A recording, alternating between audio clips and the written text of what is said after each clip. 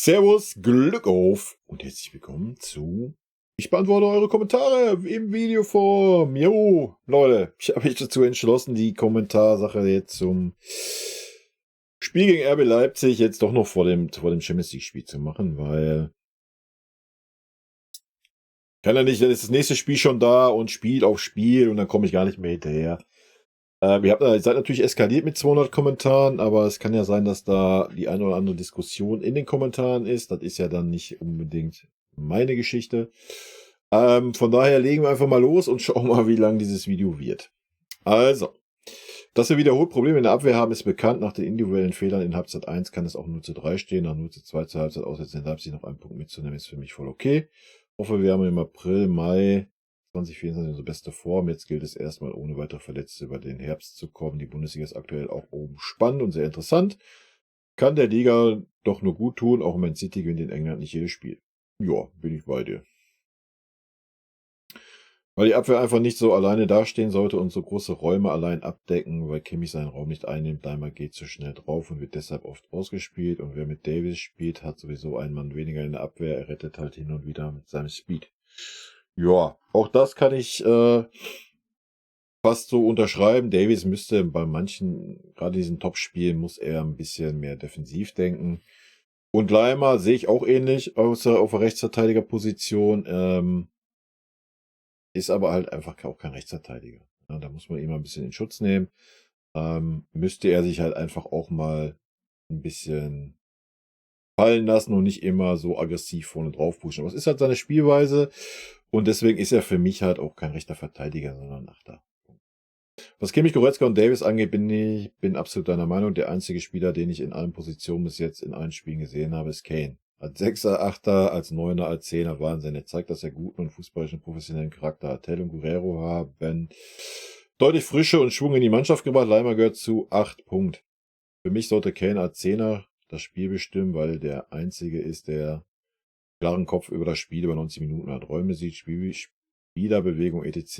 Er ist sowieso nicht schnell, zwischen die Innenverteidiger zu schleichen und wenn der Ball langsam in den 16er kommt, dann ist er mit Manndeckung doppelt öfters so gut wie abgeschaltet. Die anderen sind mit Dribbeln beschäftigt, braucht man schon, aber unter Umständen. Sehr oft wird kaugummiartig übertrieben, Flanken kriegt er sowieso nicht, also seine Kopfbälle kann man momentan vergessen.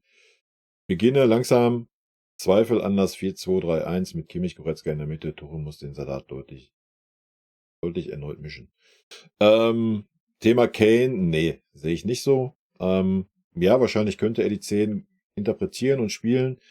Aber nein, er ist ein Neuner. Na klar kann er sich mal fallen lassen. Vielleicht wäre eine Variante, wie ich es auch in meinem Taktikfuchs jetzt für Kopenhagen gezeigt habe, dass man mit 2 Stürmern spielt. Ja, mit dem Tell zum Beispiel als zweite Spitze.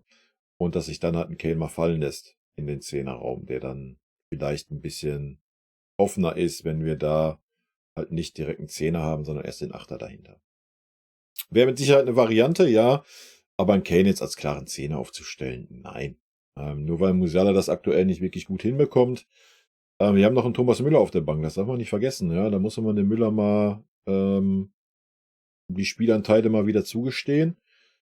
Klar kann Müller nicht mehr alle 3 Tage über 90 Minuten spielen, aber über 60 Minuten, vielleicht auch nicht alle 3 Tage, aber dann halt, weiß ich nicht, wird 'n Müller schon hinkriegen, ja. Und ich denke, wir haben gesehen, wie wichtig 'n Müller auch für Lewandowski war, ja, als Vorbereiter und wie er auch profitiert davon, dass die Innenverteidiger sich dann auf den Neuner fokussieren und so weiter und so fort, ja. Das ist 'n Faktor, den man nicht außer Acht lassen darf und den sollte man dann halt einfach mal nutzen, ne? Punkt. Fertig. Ähm, ja, das ist meine Meinung dazu. 4-2-3-1, ja, können wir knicken. Ja, sage ich euch ganz ehrlich, wir brauchen 4-1, keine Ahnung, 3-1-1 oder wie auch immer du das nennen möchtest. Wie ich es auch in meinem Taktikfuchs gezeigt habe, ich denke 4-2, ja, wir haben ja den mit dem Kimmich schon als klaren Sechser mit einem klaren Achter gesehen, wenn ein Leimer spielt. Wir haben es auch schon andersrum gesehen, wenn Leimer spielt, dass ein Leimer hinter Kimmich gespielt hat und so weiter und so fort. Da muss jetzt einfach mal Konstanz rein. Ja, gerade auf diesen beiden Positionen, die enorm wichtig sind, zwischen ja, die Bindung zwischen Abwehr und Angriff, da muss jetzt endlich Konstanz her. Da muss man sich jetzt endlich auf ein Duo festlegen und auch auf das Duo, wer welche Position zu bekleiden hat. Punkt. So, meine Meinung. Positiv zum Spiel, die zweite Hälfte und die Reaktion von uns. Letztes Jahr wären wir nicht so zurückgekommen. Da gab es im Kopf auf jeden Fall eine Entwicklung, was mich freut. Nach Rückstand schon 4 Punkte gewonnen, das ist top. Dem stimme ich zu, sehe ich aber auch halt ein bisschen geschuldet an, ja, ich denke, so ein Harry Kane wird da auch einen gewissen Einfluss drauf haben. Grade auch in der Kabine, denke ich, so in so einer Halbzeit oder sowas, kann ich mir schon vorstellen. Ähm, und auch da der Sache geschuldet, dass die Einwechselspieler, wenn sie halt reinkommen, brennen, ne? Zumindest der große Teil. Also, das ist halt auch so ein Ding, was letzte Saison halt auch nicht der Fall war. Aus besagten Gründen, die wir letztes Jahr aufgearbeitet haben. Es muss nicht Negatives, es muss nicht dazu kommen, dass wir in Rückstand geraten. So einfache Fehler, die abgestellt werden müssen. Ja, durch Positionstreue und so weiter, genau. Gegen Kopenhagen und Freiburg warte ich auf jeden Fall 2 Siege und bin auch nach der zweiten Halbzeit zuversichtlich, dass es gelingt. Ja, wir müssen ich habe es ja auch gestern im Stream gesagt, wir haben 2 Unentschieden gespielt, sonst alles gewonnen. Lass mal das Supercup-Spiel da weg. Da gab's doch keinen Harry Kane, der irgendwie eingebunden ist. Harry Kane ist immer noch nicht richtig eingebunden. Also, das wird noch besser werden da vorne. Vielleicht kriegt Müller mal die Chance, was ich gerade schon sagte, dass Müller kann wahrscheinlich besser harmonieren mit 'm Kane, wie's 'n Musiala aktuell tut. Ähm, Sané muss sich noch ein bisschen an Harry Kane gewöhnen und so weiter und so fort. Das wird ja alles nicht schlechter, das wird ja eigentlich eher besser mit der Zeit, ne? Ähm, die einzig große Baustelle, die ich halt für mich persönlich sehe, ist, Leimer ist kein rechter Verteidiger. Der gehört auf die 8 ins Mittelfeld und dann, die Chose da mal einspielen, meinetwegen mit 'm Kimmich dahinter. Wenn Kimmich es einfach nicht geschissen kriegt, die Position zu halten, ja, dann muss 'n Goretzka mal die Sechserposition spielen. Da muss man ihm das mal klar ansagen, dass das seine Rolle ist, die er ausfüllen kann, und dann muss 'n Kimmich halt mal auf die Bank. So, Punkt. Oder meinetwegen stellen Kimmich als rechten Verteidiger, wenn er das dann auch nicht schafft, die Position zu halten, dann auf die Bank und gut ist. Ja, fertig aus, muss man nicht rumeiern. Ich denke, wenn Kimmich wenn man dem mal 'ne klare Ansage machen würde: „Hier, das ist das, was ich von dir erwarte. In den Bereichen hältst du dich auf." Ähm, dass er das kann, hat er gezeigt gegen Bochum. Muss man ihm halt mal 'ne klare Ansage machen. Und wenn er's dann nicht hinkriegt, dann muss man ihn halt mal 2, 3 Wochen rausnehmen. Ich denke, dann wird das im Kopf auch Klick machen und dann kann er das auch. Weil dass er's kann, hat er jetzt gezeigt. Also, gibt's keine Ausreden mehr. Also, auch unter Pep haben wir Flanken geschlagen. Allein im Rückspiel gegen Juve damals 2016 waren beide Tore in regulären Spielzeit Kopfballtore nach Flanke. Ja, machen wir uns nichts vor, gegen Ende hin haben wir keine Flanken mehr geschlagen unter Pep. Da haben wir noch nicht mal zu mehr Ecken reingespielt. Wir haben jede Ecke kurz gespielt und zurückgelegt. Ähm, Pep war dann irgendwann komplett in seinem Wahn drinne. Ja, das war so ein bisschen das Problem. Klar, gab es auch andere Zeiten, ja, aber irgendwann war Pep in seinem Wahn drin, ja, dass wir den Ball halt, 1 Meter vor der Torwartlinie noch mal nach hinten querlegen, um ihn dann schön einzuschieben oder sowas. Klar hatten wir zwischenzeitlich die perfekte Mischung unter Pep und, bei Pep muss man nicht schlecht reden, ne? Ähm, ja. Dafür, dass Tuchel sich konsequent weigert, nach Leistung aufzustellen, ist Bayern relativ gut weggekommen. Bin gespannt, wie das weitergeht. Deshalb wird es immer schlimmer. Wen soll er denn anders spielen lassen? Die anderen sind noch schlechter. Er bringt ja schon fast alles. Man hat im Mittelfeld und der Abwehr halt nur Graupen. Was ist los? Erstmal finde ich das gar nicht, dass er sich weigert, nach Leistung aufzustellen. Ja, bei 2 Positionen sehe ich das auch so. Ähm, aber es ist schon viel, viel besser geworden als letzte Saison, wo er sich wirklich richtig hart geweigert hat. Ähm, bis auf Kane, Tell, Sané, Coman sind das alles durchschnittliche Bundesligaspieler, mehr nicht. Aha. Neuer Müller zähle ich nicht mehr, weil die Zeit vorbei ist und die nie spielen. Bis auf Kane, Tell, Sané, Coman sind das alles durchschnittliche Bundesligaspieler. Ne, da gehe ich nicht weiter drauf ein. Also, sehe ich anders, ja. Ich sehe es anders. Können wir gerne mal im kommenden Stream können wir da gerne mal drauf eingehen, ja. Können wir gerne mal machen. Du hast es im Grunde auf den Punkt gebracht. A1 keine Bewegung, Angst haben, Fußball nur Bälle geschoben, Coman und Sané kein Bock, kein Abspiel, Kane habe ich gar nicht gesehen, steht aber auch komplett alleine da. und wird nicht angespielt. Sané nur egoistisch, Glück für uns, dass Kane Elfer schießen kann. Erst danach lief es dann besser. Beim Torjubel sah man dann, wie verkrampft alle waren, scheint dann etwas freigesetzt zu haben. Wenn Musiala das erste Ding macht, kann es anders laufen als Dosenöffner. Warum Tuchel den Leimer in der Halbzeit nicht in die Mitte zieht und Goretzka raus, das muss er doch auch sehen. Oder will er mit Gewalt die beiden durchziehen? Unser Anspruch muss sein, das Spiel zu machen und uns nicht auf Leipzig einzustellen. Hatte mir das Statement erhofft, so nun wieder Satz mit X, haben das 2:2 noch gemacht. Das ist das einzig Positive für mich. Bin enttäuscht, hätte mir mehr erhofft. Ja, ich denke, das war auch das Problem. Hat man ja auch so ein bisschen im Nachgang gehört, dass halt einfach zu viel wir uns auf den Gegner einstellen. Ja, wir haben es ja im Stream auch kurz besprochen.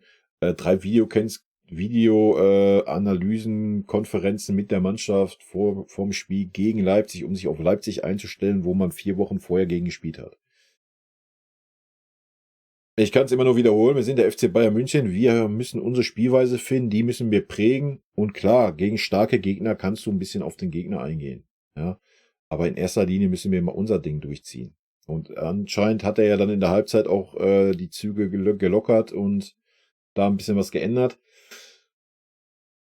Vielleicht ist das einfach too much, dass wir uns den Gegner tot analysieren und uns komplett auf den einstellen. Ja? Vielleicht ist das einfach ein bisschen too much. Vielleicht sollten wir erstmal versuchen, unser Ding durchzukriegen. Ja. Ohne jetzt auszuholen. Ich könnte da noch ausholen, Qualität, die Bundesliga-Blase willst. Deine Ausholen zu Kimmich sind mal wieder spitze, danke. Bei Guerrero dachte ich, dass er wenigstens dann mal ein paar kreative Flankenpässe macht, weil das seine Stärke. Einmal stand Sané dann schon umgedreht.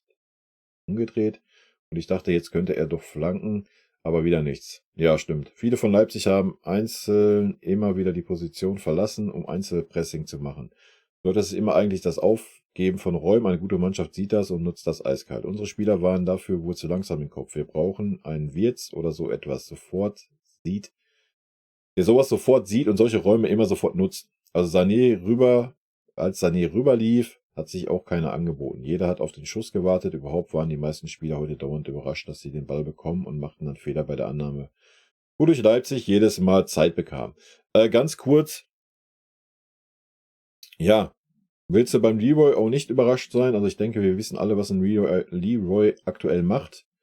Ja, er versucht halt den Robben-Move, nur dass er ein bisschen weiterläuft, nicht nur bis zur Ecke quasi vom Strafraum und dann aufs Tor schießt, sondern er sucht sich noch den längeren Laufweg. Ja, und wenn Leroy das 10-mal macht und 10-mal da total egoistisch ist, dann ist man vielleicht beim 11. Mal überrascht, wenn er dann doch mal abspielt. Also von daher kann man das schon irgendwo verstehen. Nichtsdestotrotz ist Leroy gerade durch seine Einzelaktion der Spieler, der das da vorne am Leben hält. Das muss man fairerweise auch sagen. Aber ja, uns fehlt einfach das Miteinander da vorne. Ja, wir haben halt keinerlei Kombinationsspiel. Außer gegen Bochum hatten wir das. Und ja, ich gebe dir auch recht. Es war nicht so, dass wir keine Räume gehabt hätten. Da fehlt dir einfach ja, wie soll man es nennen? Wie du sagst, der Spieler, der sowas sieht. Also Müller hätte da sehr gut getan, ja, weil Müller genau das ist, der diese Räume sieht, diese Räume nutzt, diese Räume reinspielt oder reinläuft. Das ging uns halt ab. Leimer hat so viele defensive Fehler gemacht und Opa kam dadurch viel zu oft in Probleme. Ja, Leimer ist halt kein rechter Verteidiger, Punkt. Ja, das war schon gegen Manchester United zu sehen. Das war gegen Leipzig auch wieder zu sehen. Opa war viel, viel mehr auf dem rechten Flügel, ja, weil er jedes Mal rausrücken musste, weil Leimer gar nicht hinten war, weil er einfach eine Pressingmaschine ist und immer versucht, vorne den Ball schon zu holen. Was halt als Rechtsverteidiger nicht geht. Ja, im Mittelfeld auf der Achterposition perfekt. Perfekte Einstellung dafür. Aber als Rechtsverteidiger musst du einfach tiefer stehen. Ja, Punkt. Viel zu schnell drauf, ein Festmahl für einen kreativen Außenspieler, welcher nur darauf wartet, dass sich der Außenverteidiger auf eine Bewegung festlegt und damit leicht ausspielen lässt. Jo. Ulreich Katastrophe, aber an der Situation ist Bayern selbst schuld. Wie auch daran, dass wir Cancelo nicht mehr haben. Was für ein Fail, so einen Spieler wieder gehen zu lassen. So einen bekommt man so leicht nicht wieder. Ja gut, wir müssen jetzt nicht wieder über die Transferperiode reden. Ja, dass es dann mit dem Sechser nicht geklappt hat, mit dem rechten Verteidiger, dass wir einen Stunny abgegeben haben. Da müssen wir nicht drum herum reden, dass da viel Scheiße passiert ist und dass man das jetzt ausbaden muss. Ja, aber nochmal, ich sehe keine keinen Grund zu sagen, der Leimer muss als rechter Verteidiger spielen. Er ist dort einfach nicht gut defensiv. Ja, offensiv, klar. Er ist aber auf der 8 so viel wichtiger für uns. Und es ist ja nicht so, dass ein Mazraoui jetzt irgendwie super schlecht ist. Ja? Klar ist er im Moment ein bisschen unter Form, obwohl das letzte Spiel schon, fand ich schon okay war. Ja, aber gut. Vielleicht bräuchte er einfach auch mal das Vertrauen. Und nicht jedes Mal dann in irgendeinem wichtigen Spiel den Leimer da vor die Nase gesetzt zu bekommen. Ne? Vielleicht würde das mal helfen. Weil das er es kann, haben wir unter Nagelsmann gesehen. So. Kimmich wird einfach nicht mannschaftsdienlich spielen, also brauchen wir einen Ersatz oder einen Trainer, der ihm die Löffel langzieht. Yes. Coman ist derzeit so nützlich wie ein Kropf, hat man auch beim Frankreich-Spiel gegen uns gesehen. Als er gegen Dembele ausgewechselt wurde, wurde es sofort ungleich gefährlicher. Musiala dribbelt normal jeden aus, aber wenn ein Torwart allein vor ihm steht, ja, wild. Habe ich mich auch gefragt. Mannschaftsleistung einfach schlecht und RB hat das gemacht, was sie können. Extremer Einsatz und das belohnt Bayern seit Jahren eigentlich immer. Pressing bestraft eine gute Mannschaft mit schnellen, präzisen Pässen und entsprechenden Besetzen und Nutzen von frei werdenden Räumen. Aber Bayern gerät jedes Mal in extreme Probleme. Meist hat RB nicht verschoben, sondern einzelne Spieler haben angefangen zu pressen, was normalerweise bestraft wird. Eigentlich sind die Probleme seit langem bekannt und wir reden hier von Grundlagen. Wenn ich Trainer wäre, würde der Rauch aufsteigen. Ja, kann ich dir nur zu 100% zustimmen. Ja, und ich sehe auch das Problem, habe ich ja auch schon gesagt. Erstmal Coman, ja, hat im Moment auch keine Form. Warum? Ich kann es euch auch nicht sagen. Ich verstehe es auch nicht ganz. Ich weiß auch nicht, was sie schon wieder meine Cam rumspinnt. Aber ja, das große Problem ist die Besetzung des Sechsers und Achters oder der beiden Achter oder der beiden, was weiß ich, wie du die nennen möchtest. Ich habe auch das Gefühl, dass da endlich mal jetzt eine klare Entscheidung kommen muss. Entweder ja, wir möchten mit einem klaren Sechser und Achter spielen, das sind dann der und der Spieler. Der Spieler muss das machen, der Spieler muss das machen. Punkt. Ja, diese Ansage muss jetzt kommen. Und da darf auch keine Rücksicht genommen werden, ob der Typ Kimmich heißt oder nicht Kimmich heißt. Ja, fertig. Punkt aus. Und wenn es darum geht, das Beste für die Mannschaft zu tun, dann, ja, dann musst du halt auch darüber reden, einen Kimmich als Rechtsverteidiger zu stellen und nicht einen Leimer. Auch Punkt. Fertig. Ja? Und das ist das Traurige, was ich ja sage. Wenn ich da Herr Kimmich bin und sage, ich bin hier der große Leader, ich bin der Anführer, das ist meine Mannschaft, Blasülz, dann muss er das auch sehen und das selber anbieten. Ja. Meine Meinung. Das ist die Bayern-Decke da hinten. Weil das rot ist. Wild. Dass Sané und Musiala teilweise nicht abspielen, liegt auch daran, dass sich niemand anbietet. Die Offensive war vor allem in der ersten Halbzeit viel zu statisch. Naja, welche Offensive hast du dann noch? Also ein Harry Kane war nicht statisch.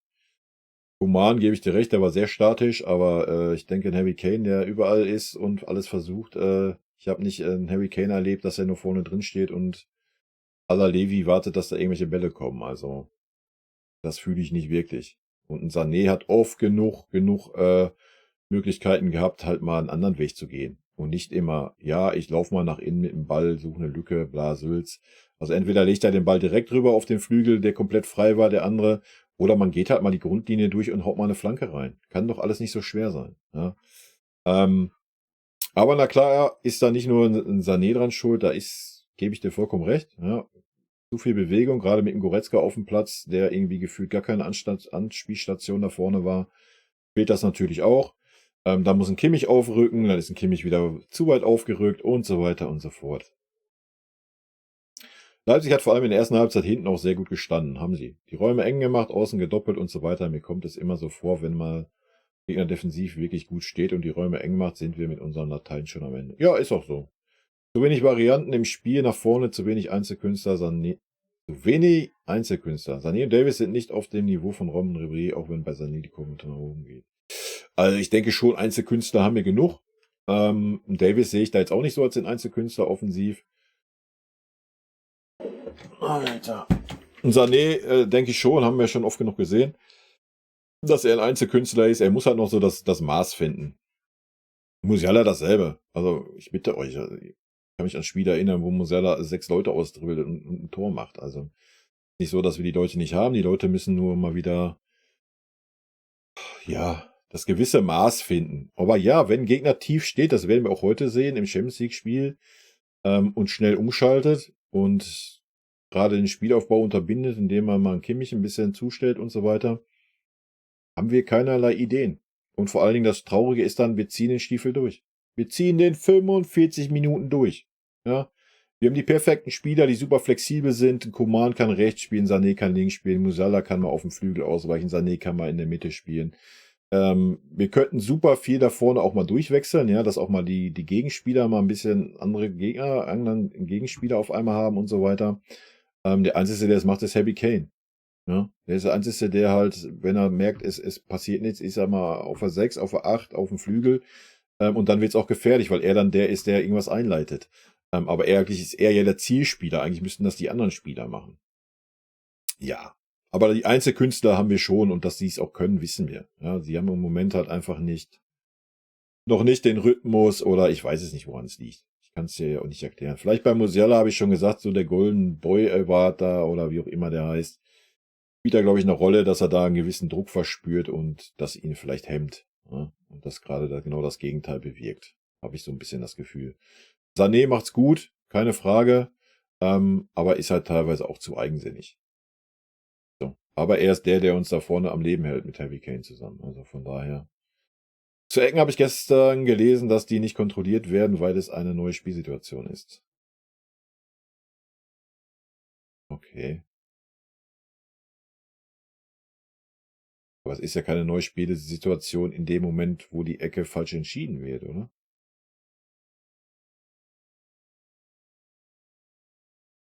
Verstehe ich nicht. Das heißt, wenn's 'n Elfmeter ist oder 'n Foul im 16er und,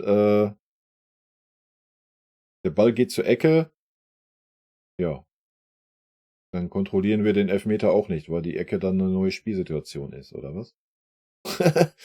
Wo ist denn da der Sinn? Also, der entgeht mir, sorry.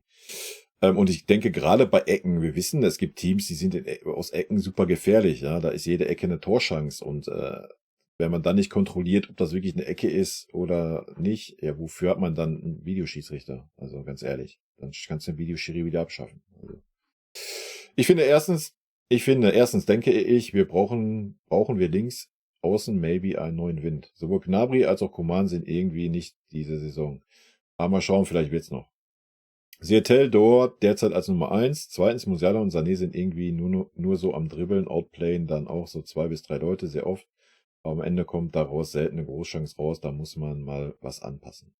Drittens stimme ich zu, Leimer gehört ins Mittelfeld, Pressingmaschine, Zweikampfmaschine und Fakt ist, beides findet hauptsächlich im Mittelfeld statt und nicht in der Defensive. Viertens, David Raum von Leipzig war einfach nur stark heute, muss ich eingestehen. Ja, obwohl gegen Ende hat er stark abgebaut, ne? Aber ich denke, das war einfach auch den Kräfteverschleiß zu rechtfertigen. Unterm Strich hätte man das gewinnen können, leider mal wieder Pech mit 'nem Standard und einmal ausgekontert worden, da funktioniert die Abseitsfalle auch noch nicht perfekt. Dass wir neuen Wind brauchen, ja, weiß ich nicht. Wie gesagt, wir haben Tell, den kannst du bringen, wir haben Kretzig, den kannst du bringen. Du könntest 'n Fonzie Davies einen nach vorne ziehen, mal ausprobieren und Guerreiro dahinter. Und 'n Coman, ich weiß nicht, was mit dem King los ist aktuell. Fehlt 'n bisschen die Form, ja, bin ich dabei, aber ansonsten ist 'n Coman ja eigentlich 'ne Maschine, ne? Also, mal abwarten. Ähm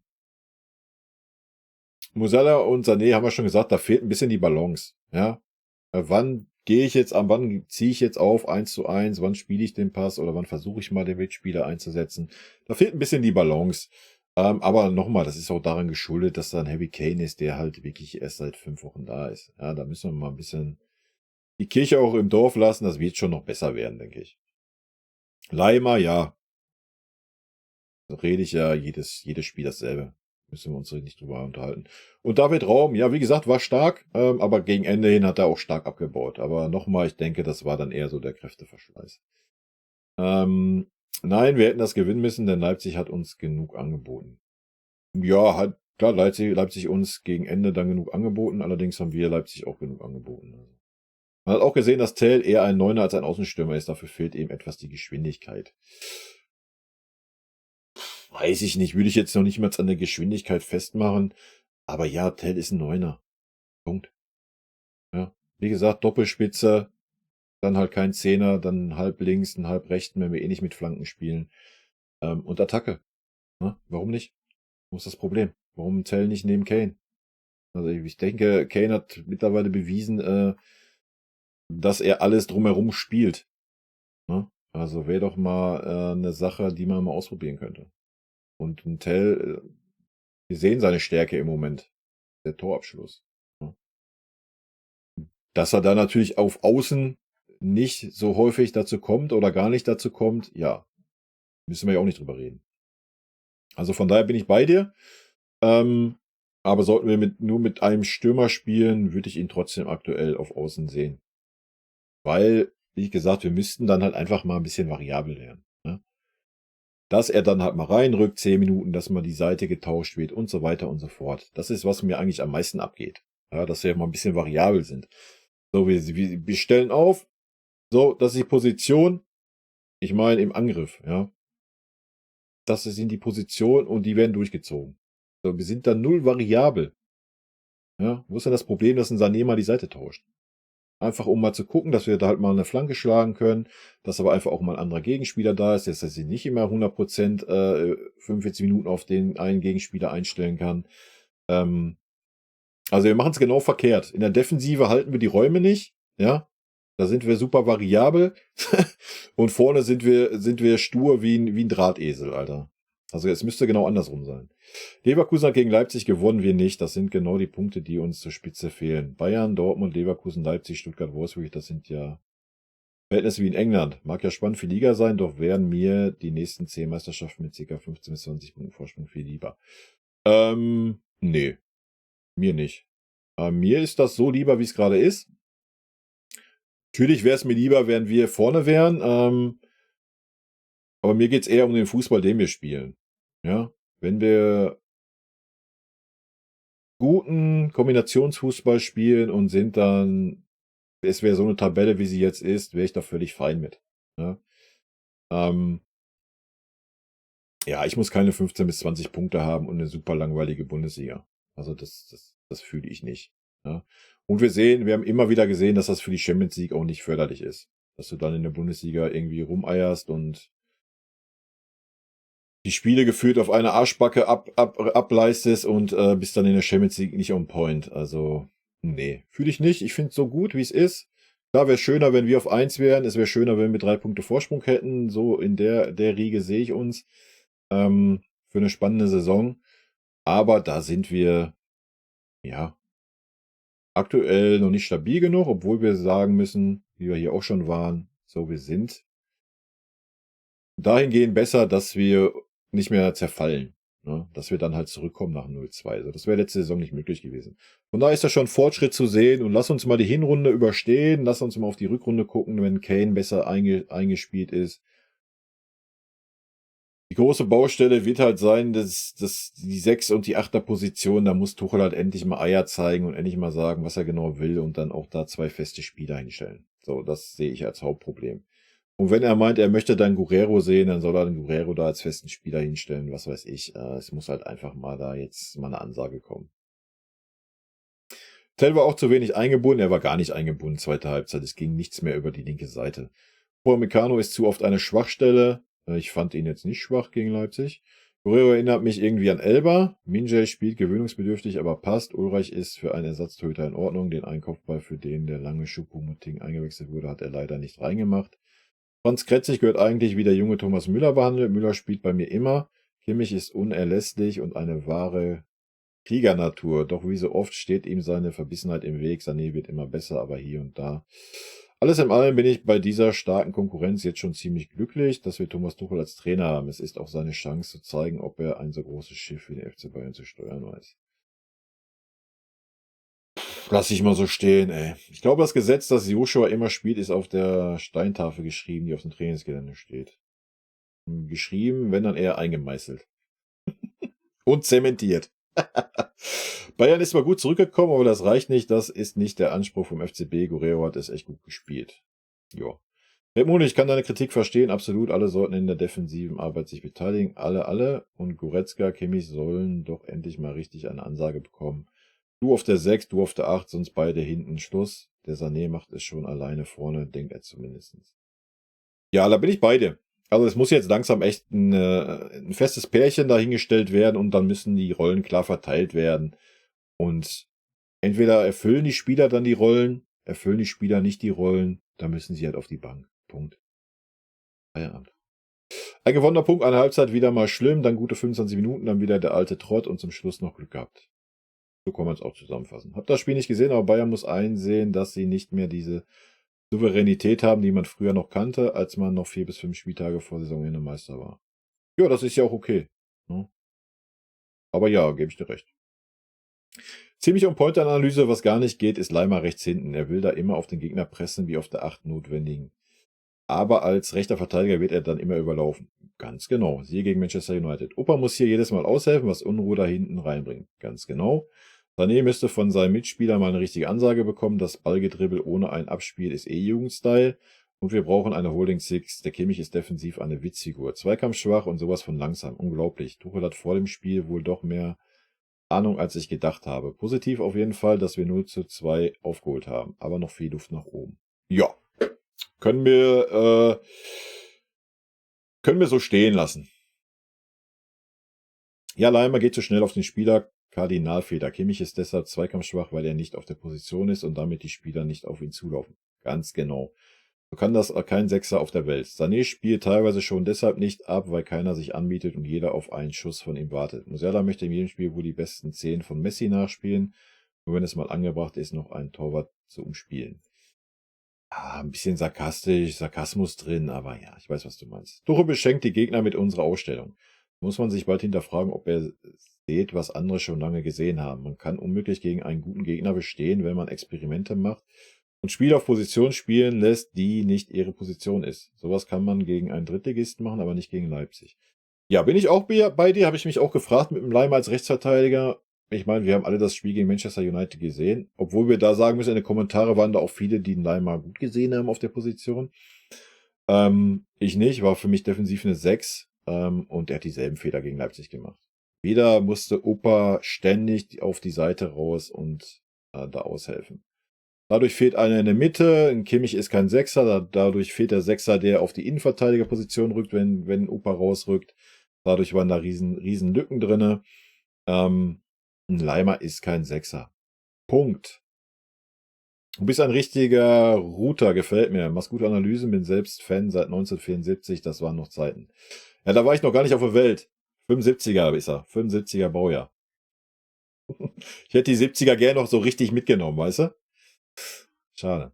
Willkommen in der Realität, so wird das mit der Champions League-Sieg nix. Nein, da brauchen wir dieses Jahr gar nicht drüber nachdenken. Zum Glück hatten wir Losglück mit unserer Gruppe, so kommen wir wenigstens über die Gruppenphase hinaus. Kane wird niemals den Champions League-Pokal hochheben dürfen. Das würde ich so nicht sagen. Im direkten Vergleich ist Bayern zu schwach gegen Leipzig. Ohne Elfer wären wir wieder abgeschmiert. Ja, der Elfer hat uns zurück ins Spiel gebracht, da müssen wir nicht drüber reden. Ich denke auch, dass wir dieses Jahr nichts mit der Champions League zu tun haben werden. Es sei denn, es wird in der Winterpause irgendwie ein Schalter umgelegt, wir kriegen irgendwie den passenden Sechser. Dann wird eben noch die Frage sein, verbannt man Kimmich auf die Rechtsverteidigerposition oder verbannt man Kimmich auf die Bank, wenn er als Achter dann nicht funktionieren sollte? So, auch dann werden wir keine Ruhe haben. Ja, das ist so das Ding, was ich sehe. Wir werden auch in der Rückrunde keine Ruhe bekommen. Muss man sehen, wie weit wir vorne dann besser eingespielt sind bis zur Winterpause oder nach der Winterpause. Ja, wenn da so ein Heavy Kane besser eingebunden wird, man guckt euch den Typen an. Der hat jetzt so viele Tore, obwohl er im Spiel 0 eingebunden ist. Außer gegen Bochum, wo er mal eingebunden war. Dann stellt euch vor, was passiert, wenn der mal eingebunden ist. Ja, also. Ja, aber ich glaube auch nicht, dass wir mit dem Champions League irgendwas am Hut haben. Aber ist ja nicht so, dass wir die Qualität nicht hätten, wenn alle fit sind, wenn die richtigen Spieler mal in der richtigen Position spielen, wenn wir gute Tagesform haben, können wir natürlich auch jeden schlagen, da müssen wir nicht drüber reden, aber das sind halt viele Wenns. Ne? Also für mich, ich sehe das aktuell auch so, nee, wir brauchen noch ein Jahr. So. Und ja, da muss man Tuchel das auch zugestehen, dass er noch die Spieler bekommt, die er gerne haben möchte für sein System. Ja, aber da reden wir halt über Spieler, Kimmich, Goretzka, die da abgesägt werden müssten. So drastisch sich das jetzt anhört. Weiß ich nicht, ob man dazu bereit ist in unserem Verein. Und dann, ja, muss sich entweder an Tuchel anpassen, an die Spieler, die er hat. Muss er sein System anpassen oder aber es passt halt nicht. Schwierig. Aber ja, nochmal, wir dürfen alles auch nicht zu schlecht sehen. 2 Unentschieden gegen 2 starke Teams. So, Punkt, kann man auch mal so sagen. Ne? Von daher immer mal abwarten. Mal die Kirche im Dorf lassen. Aber ja, ich denke persönlich auch, dass wir mit dem Champions League-Sieg nichts am Hut haben dieses Jahr. Ich sage heute nichts, ist mir mittlerweile einfach zu doof. In der ersten Hälfte hätten wir eigentlich ein Debakel erleben müssen. Da hatten wir Glück. Ja, ich hatte da auch schon ein Debakel im Kopf. Aber wir haben es in der zweiten Halbzeit ja nochmal ein bisschen rumgerissen. Das Positive, wir sind in der Liga weiterhin ungeschlagen und haben gegen die 2 stärksten Mannschaften nicht verloren. Und das, obwohl wir im Gegensatz zur Konkurrenz noch nicht bei unserer Bestleistung angekommen sind. Jetzt kommt erstmal Freiburg und danach Mainz und Darmstadt, die beide im Tabellenkeller sind. Gewinnen wir alle 3 Spiele, können wir voller Selbstvertrauen nach Dortmund fahren. Ja, das Wärtchen, wenn das Wärtchen wendig wäre mein Vater Millionär. Ne? Obwohl das bei meinem Vater scheißegal wäre. Andere Geschichte. Ja, aber gerade gegen solche Mannschaften tun wir uns ja schwer aktuell. Wir tun uns ja gegen Gegner schwer, die sich hinten reinstellen und dann schnell nach vorne spielen. Ich weiß jetzt nicht, wie es in Mainz aussieht, aber gegen Mainz haben wir uns die letzten Jahre auch schwer getan. Freiburg haben wir uns auch immer schwer getan und Darmstadt, ja.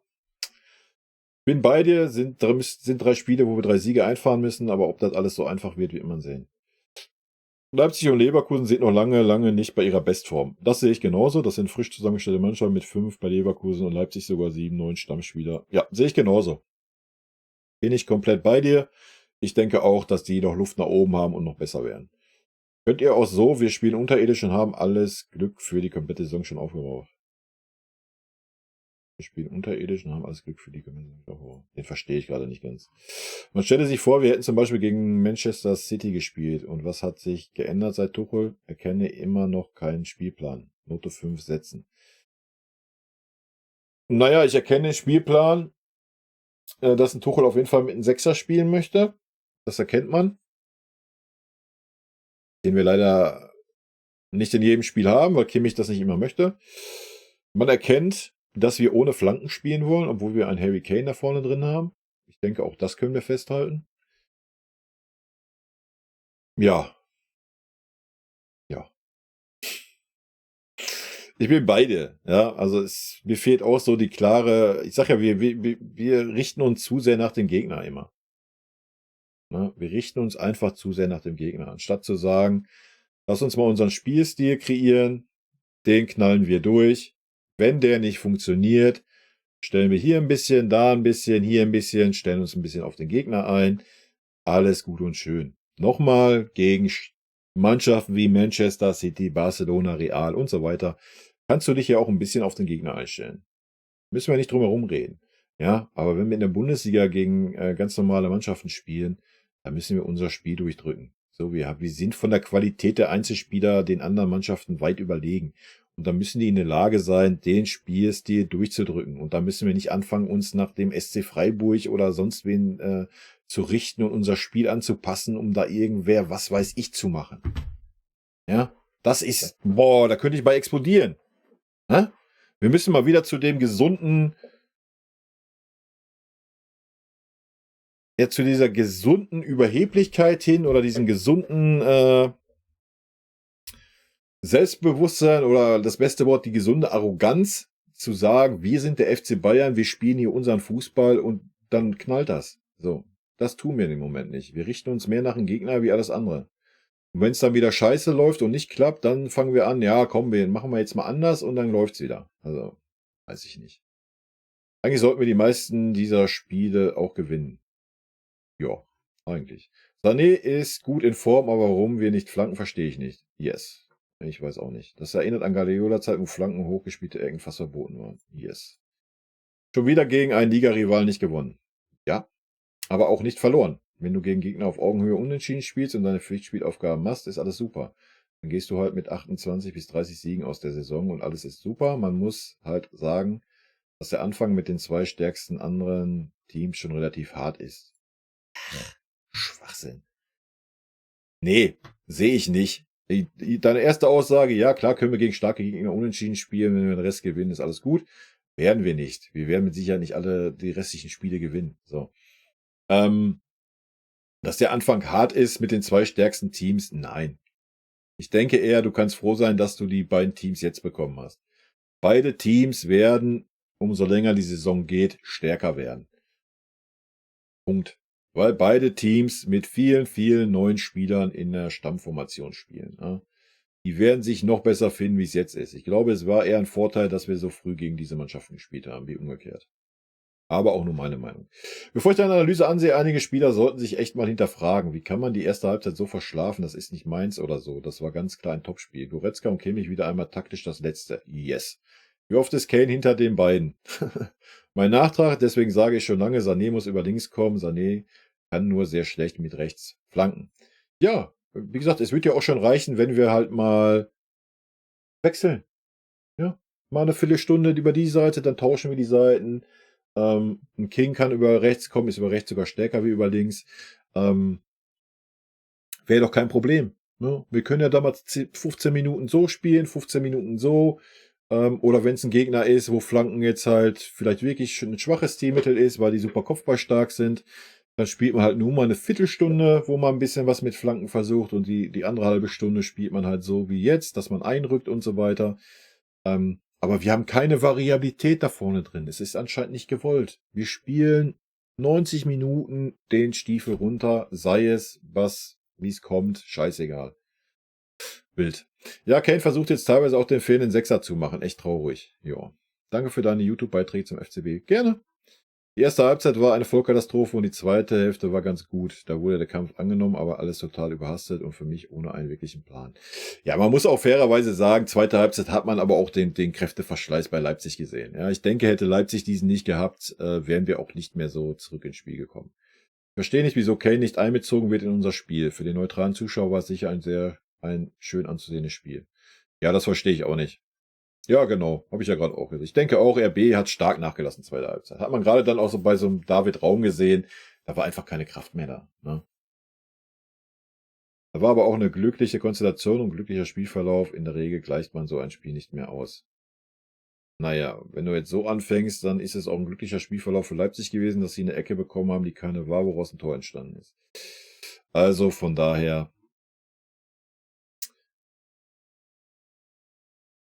Ui, Ulreich hätte ich zur Halbzeit rausgenommen. Opa und Kim, verständlich. Man kann nicht 90 Minuten alleine ohne Unterstützung vom Mittelfeld gegen so einen starken Gegner alles kontrollieren. Das ist der eine oder andere Fehler normal.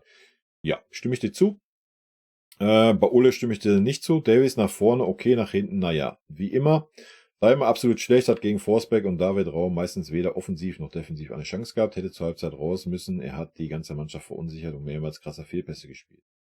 Die Opa und Kim immer wieder in Bedrängnis gebracht haben. Zum Teil musste Opa außen verteidigen, weil Leimer völlig überfordert war. Ja, auch da stimme ich dir zu. Leimer ist halt einfach kein rechter Verteidiger. Kimmich war nach vorne, Dreh- und Angelpunkt. Ist ja dann auch klar, dass ihm hinten die Puste ausgeht. Man kann nicht alles machen. Auch noch alleine. Ja, aber auch das lag daran, dass ein Goretzka halt ein Komplettausfall war. Goretzka absolut versagt, vorne nichts, hinten nichts. Er und Leimer waren die Hauptschuldigen, dass es heute nicht zu einem Sieg gereicht hat. Naja, weiß ich nicht. Wenn du das siehst, dass Leimer und Goretzka die Hauptschuldigen waren, dann kannst du im Umkehrschluss halt auch sagen, dass Tuchel der Hauptschuldige war. Weil Tuchel die Spieler dahingestellt hat, wo sie standen. Offensiv fand ich nur Musiala und Sané stark, die durch Einzelaktionen die Leipziger auf Trab gehalten haben und sie immer wieder hinterherlaufen lassen haben. So die Leipziger sehr ermüdet und hinten reingedrückt haben. Der Kimmich ist wie ein Türsteher in der Disco. Sorry, heißt ja heutzutage Club. Der drinnen tanzt und am Eingang geht ein und aus, wer Bock hat. Mittlerweile weiß halt wirklich jeder Trainer dieser Welt, wie man gegen die Bayern spielen muss. Ja, aber das weiß man ja schon seit letztes Jahr irgendwann. Wenn man nicht Real oder City ist und die Bayern an die Wand spielen kann, dann steht man defensiv stabil, ist aggressiv in den Zweikämpfen und geht schnell in die Konter. Genau. Eine Mannschaft wie Leipzig hat dazu auch die nötige Qualität, das umzusetzen. Am Ende nützt es Bayern nichts, wenn sie zwischen 60 und 70% Ballbesitz haben, aber in der Offensive nicht kreativ genug sind und sie nicht als Mannschaft funktionieren. Ganz genau. Harry Kane ist immer noch der Alleinunterhalter und wird völlig ignoriert. Es ist schäbig zu beobachten, dass ein Spieler seiner Qualität einfach nicht eingebunden wird. Kein Wunder, dass Mané hier keinen Fuß fassen konnte, wenn selbst ein Weltklasse-Spieler wie Kane sich schwer tut. Musiala und Sané eigensinnig, dass sich selbst ein Lewandowski dafür schämen würde. Ja, lasse ich mal so stehen. Was ich nicht verstehe, dass jetzt das zweite Mal gegen Liga-Rivalen nicht über 90 Minuten stark spielen. Sané ja manchmal zu eigensinnig, aber war einer, hat was versucht. Für mich war Opa beste Spieler an dem Tag. Kommt wohl ja neuer IV, alter, bekannter Jerome Boateng. Beim Schuhkopfball war es das, der Leipziger Verteidiger perfekt gestört hat, sodass Schuppo nicht genug Wucht in den Kopfball drücken konnte. Sehe ich anders. Die Situation war perfekt gestört. Der Ball kam auch etwas zu weit nach hinten. Leipzig stand hinten sehr diszipliniert bei uns, hat zurzeit die Konzentration gefehlt und die Zuordnung. RB ist eine klassische Umschaltmannschaft, da reicht ein kleiner Fehler im Aufbau für ein Gegentor. Musiala ist super wichtig für uns, weil er den Ball halten kann, auch unter Bedrängnis. Das unterschätzen viele, die ihn immer nur glänzen sehen wollen. Da muss er das Tor machen, aber er kann das Spiel stabilisieren und ordnen. Insgesamt habe ich bei uns zu wenig Flanken gesehen, zu wenig Torschüsse und zu wenig Bälle auf Kane. Insgesamt zu wenig Ideen im Spiel nach vorn.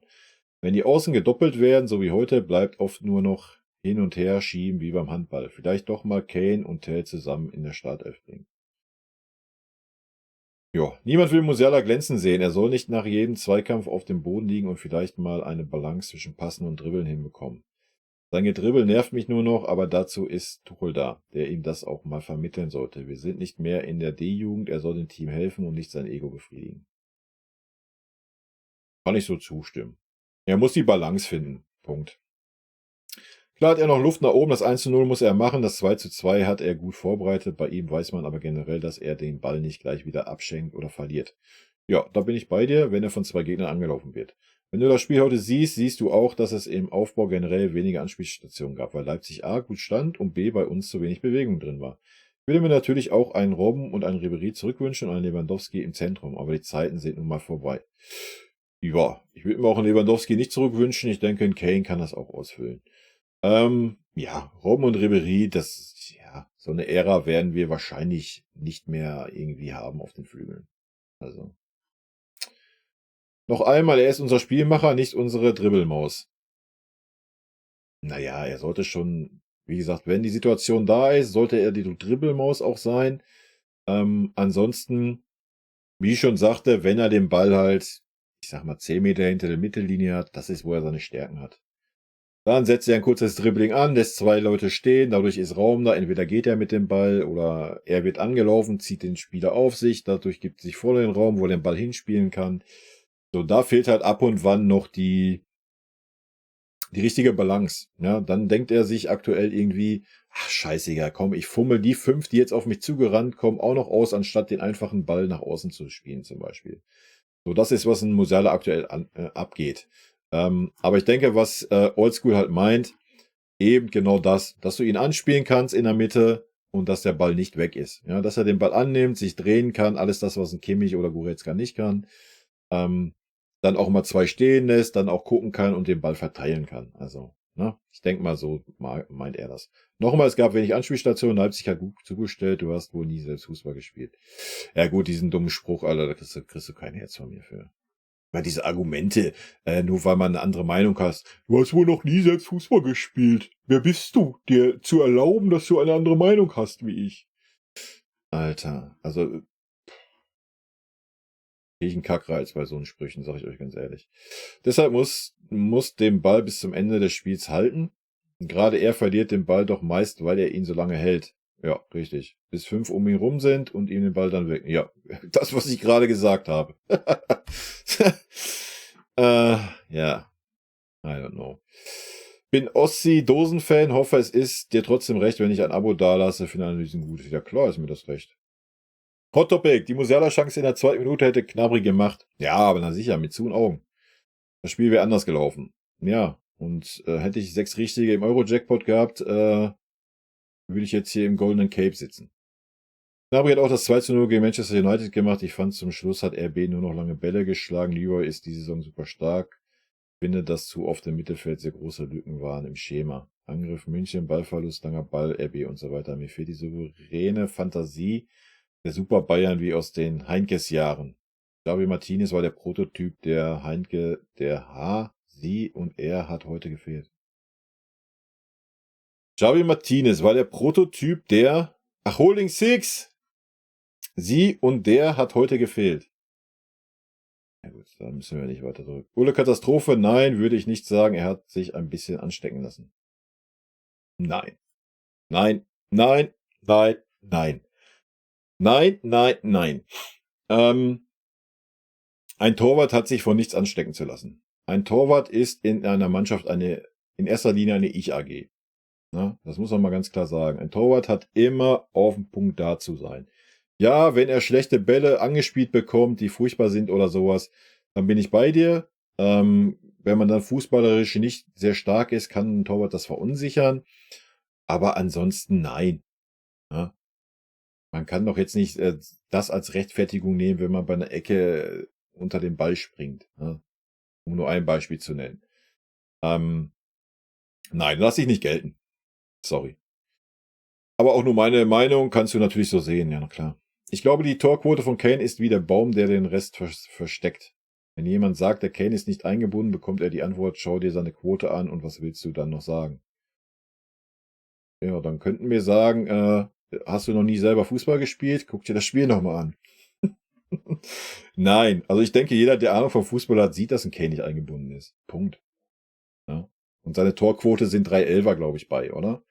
Wenn du die schon mal abziehst, plus das eine Ding nach einer Ecke, wo er einfach gut stand, so aus dem Spiel heraus, er ist nicht eingebunden. Das sieht auch jeder, der ein bisschen Ahnung vom Fußball hat, sieht das so.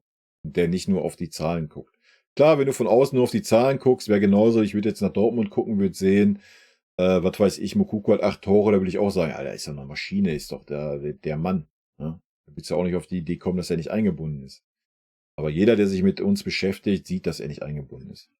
Ich will darauf verweisen, dass er alle Elfer schießt. Im Spiel ist er nicht genügend eingebunden. Er muss sich immer selber einbinden. Ja, ganz genau. Leimer sehe ich nicht als Stammspieler auf der RV-Position. Als Backup okay, aber würde dort auch Mats Raui spielen lassen. Auf jeden Fall. Auf der 8 kann Leimer sein gutes Pressing zur Geltung bringen. Ja, gerade gegen RB wäre das mega stark gewesen. Ja, weil das ein Spieler gewesen wäre, der halt dagegen gehalten hätte. Ja, weil das genau RB Fußball ist. Deswegen völliger Schwachsinn, ihn als Rechtsverteidiger aufzustellen. Allerdings fällt mir auf, dass seine Passqualität gegenüber seinen Mitspielern abfällt. Daher finde ich ihn auf der 8 für das Bayern-Spiel auch nicht ganz passend, vor allem in den Spielen, wo man selbst viel Ballbesitz hat. Ich habe noch nicht gesehen, dass er durch sein Passspiel, wo wir viel Ballbesitz haben, irgendwie negativ aufgefallen ist. Also ganz im Gegenteil gegen Bochum zum Beispiel. Klar kannst du jetzt Bochum nicht mit Leipzig gleichstellen, allerdings kannst du auch nicht gleichstellen, ob du auf der Rechtsverteidigerposition spielst, wo du maximal 2 Anspielstationen hast, entweder auf Leroy Sané, wenn der sich nicht bewegt hat, zusteht, oder zurück auf den Opa, oder maximal noch auf die dritte Anspielstation Kimmich, der auch immer zusteht. Ja, so. Das kannst du nicht vergleichen, als wenn du auf der Achterposition spielst, wo du so viele Anspielstationen nach vorne hast, plus noch die nach hinten. Ja. Nee, sehe ich ein bisschen anders. Leimer hat aber eine super Mentalität, ist wie gesagt sehr stark im Pressing, aber für mich fußballerisch etwas zu schwach für Bayern. Und das sehe ich komplett anders. Aber komplett. Ich denke, willst du mir jetzt erzählen, dass ein Leimer fußballerisch schlechter ist wie ein Goretzka? Ich glaube nicht. Ja? Und ein Goretzka hat ja irgendwie mal die Ansprüche des FC Bayern gehabt. Also, nee. Sehe ich anders, aber gut. Kann ja auch jeder sehen, wie er mag. Die erste Hälfte war richtig ärgerlich, da kam viel zusammen, starker Gegner. Leipzig hatte den viel besseren Matchplan. Man könnte sagen, Rosa hat Tuchel ausgecoacht. Dann unberechtigte Ecke und Ulreich fliegt am Ball vorbei. Um ein Haar steht es 3:0. Ich hatte das Gefühl, unser ganzes Spiel lastet auf den Schultern von Sané. Jamal dribbelt sich ein Wolf und von den anderen kam nix. Sané musste vorbereiten und vollstrecken. Was ist denn, wenn er mal wieder ein Formtief bekommt?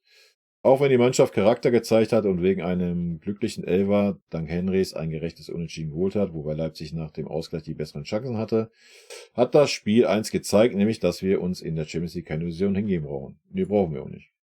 Ein objektiver Kommentar, der sich von vielen anderen hier einseitig total überzogen wohltun unterscheidet. Für mich ist die Mannschaft heute mit einem blauen Auge davongekommen. Ola hat das Gegentor verbockt und einen bösen Fehlpass gespielt. Okay, kann mal passieren.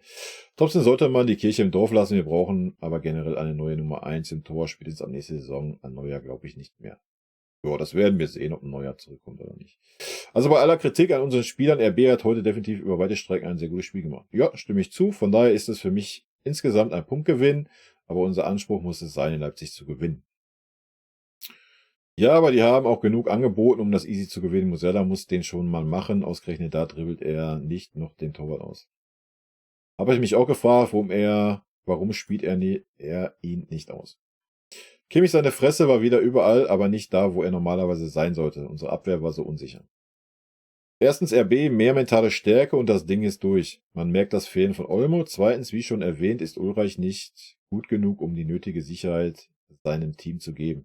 Nicht umsonst ist er der zweite Torhüter. Ich kenne ihn noch aus Hamburger Zeiten und glaubt mir, gleiches Muster. What the fuck, die Abwehr ist so desolat. Opa ist im Kopf nicht in der Lage, sein krasses Talent auf den Platz zu bringen. Kim, keine Sicherheit, fehlt an allen Ecken und Enden. Kane und Sané, Leute, die zwei können das nicht allein richten. Schönes Wochenende, bleibt stabil. Nur der HSV.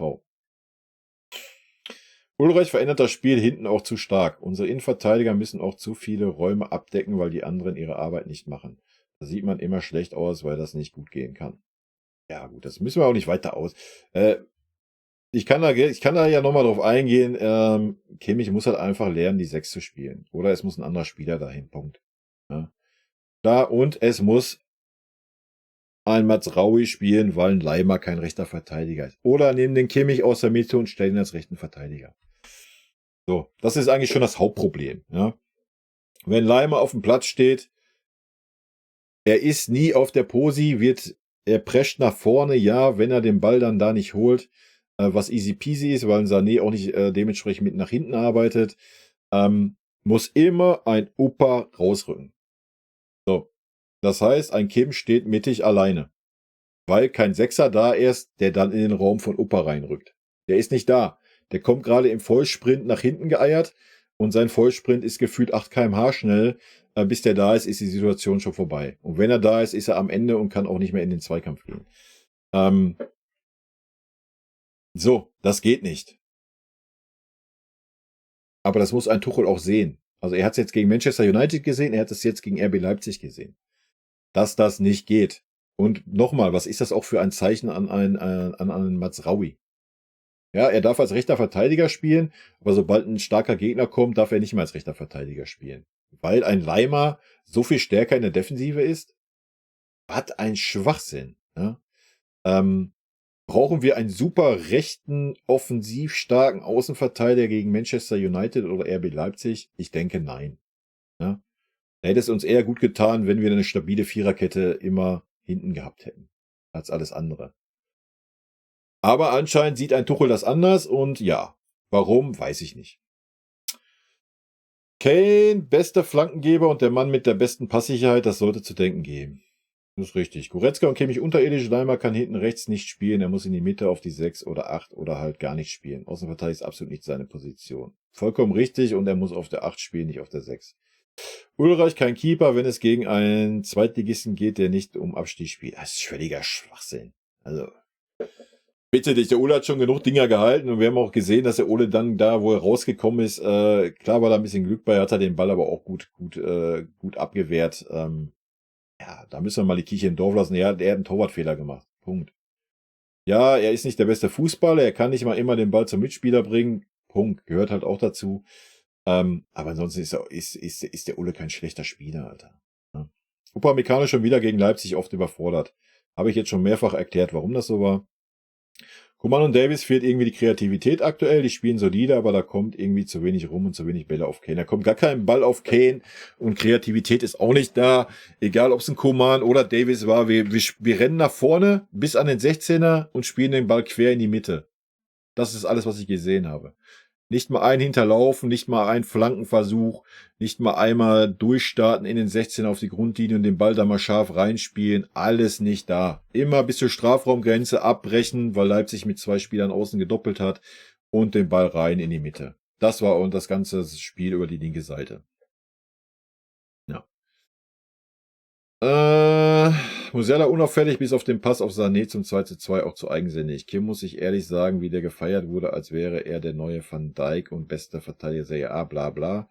Also ich sehe da keinen besonderen IV. Sicherlich kein schlechter und guter Spieler, der 90% der Bundesliga gegen abräumt, aber wenn die Top-Leute Haaland, Mbappé, Vini und so gegen den anrennen, wird er vernascht.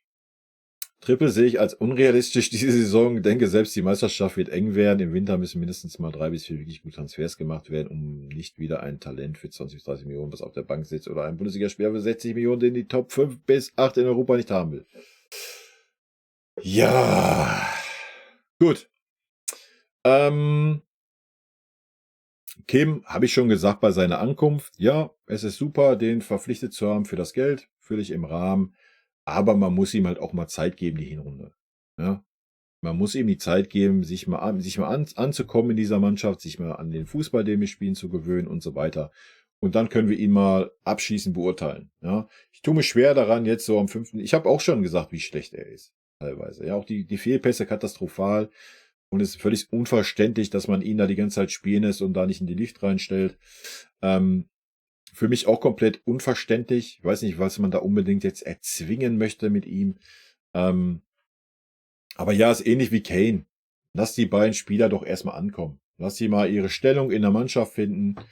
Lass sie mal ins Spiel vernünftig eingebunden werden. Lass mal die Spieler, die ewig da sind, sich mal an die beiden Spieler gewöhnen und umgekehrt. Und dann können wir doch die beiden Spieler mal beurteilen. Ne? Ist halt schwer. Und dass er sich schwer tut, wenn da hinten halt so Chaos ist, wenn da keine defensive Ordnung herrscht, wenn da kein Sechser da ist. Ja, na klar, kann man doch verstehen.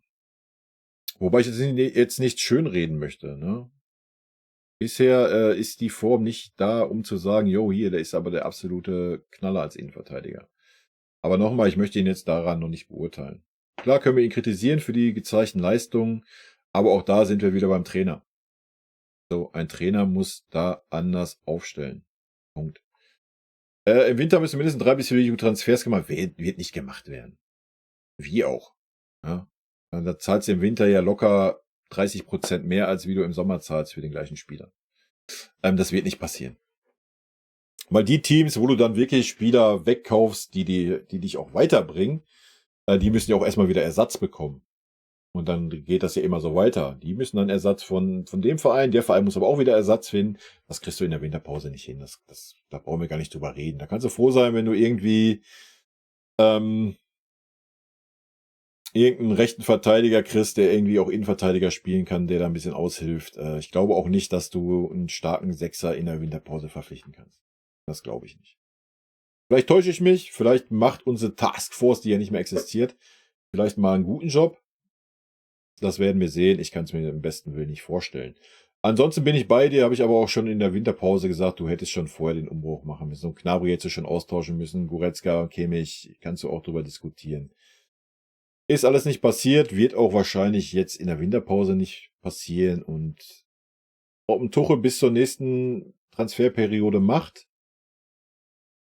werden wir sehen. FC Bayern hat nicht nur ein Mittelfeldproblem, sondern auch ein dickes Trainerproblem.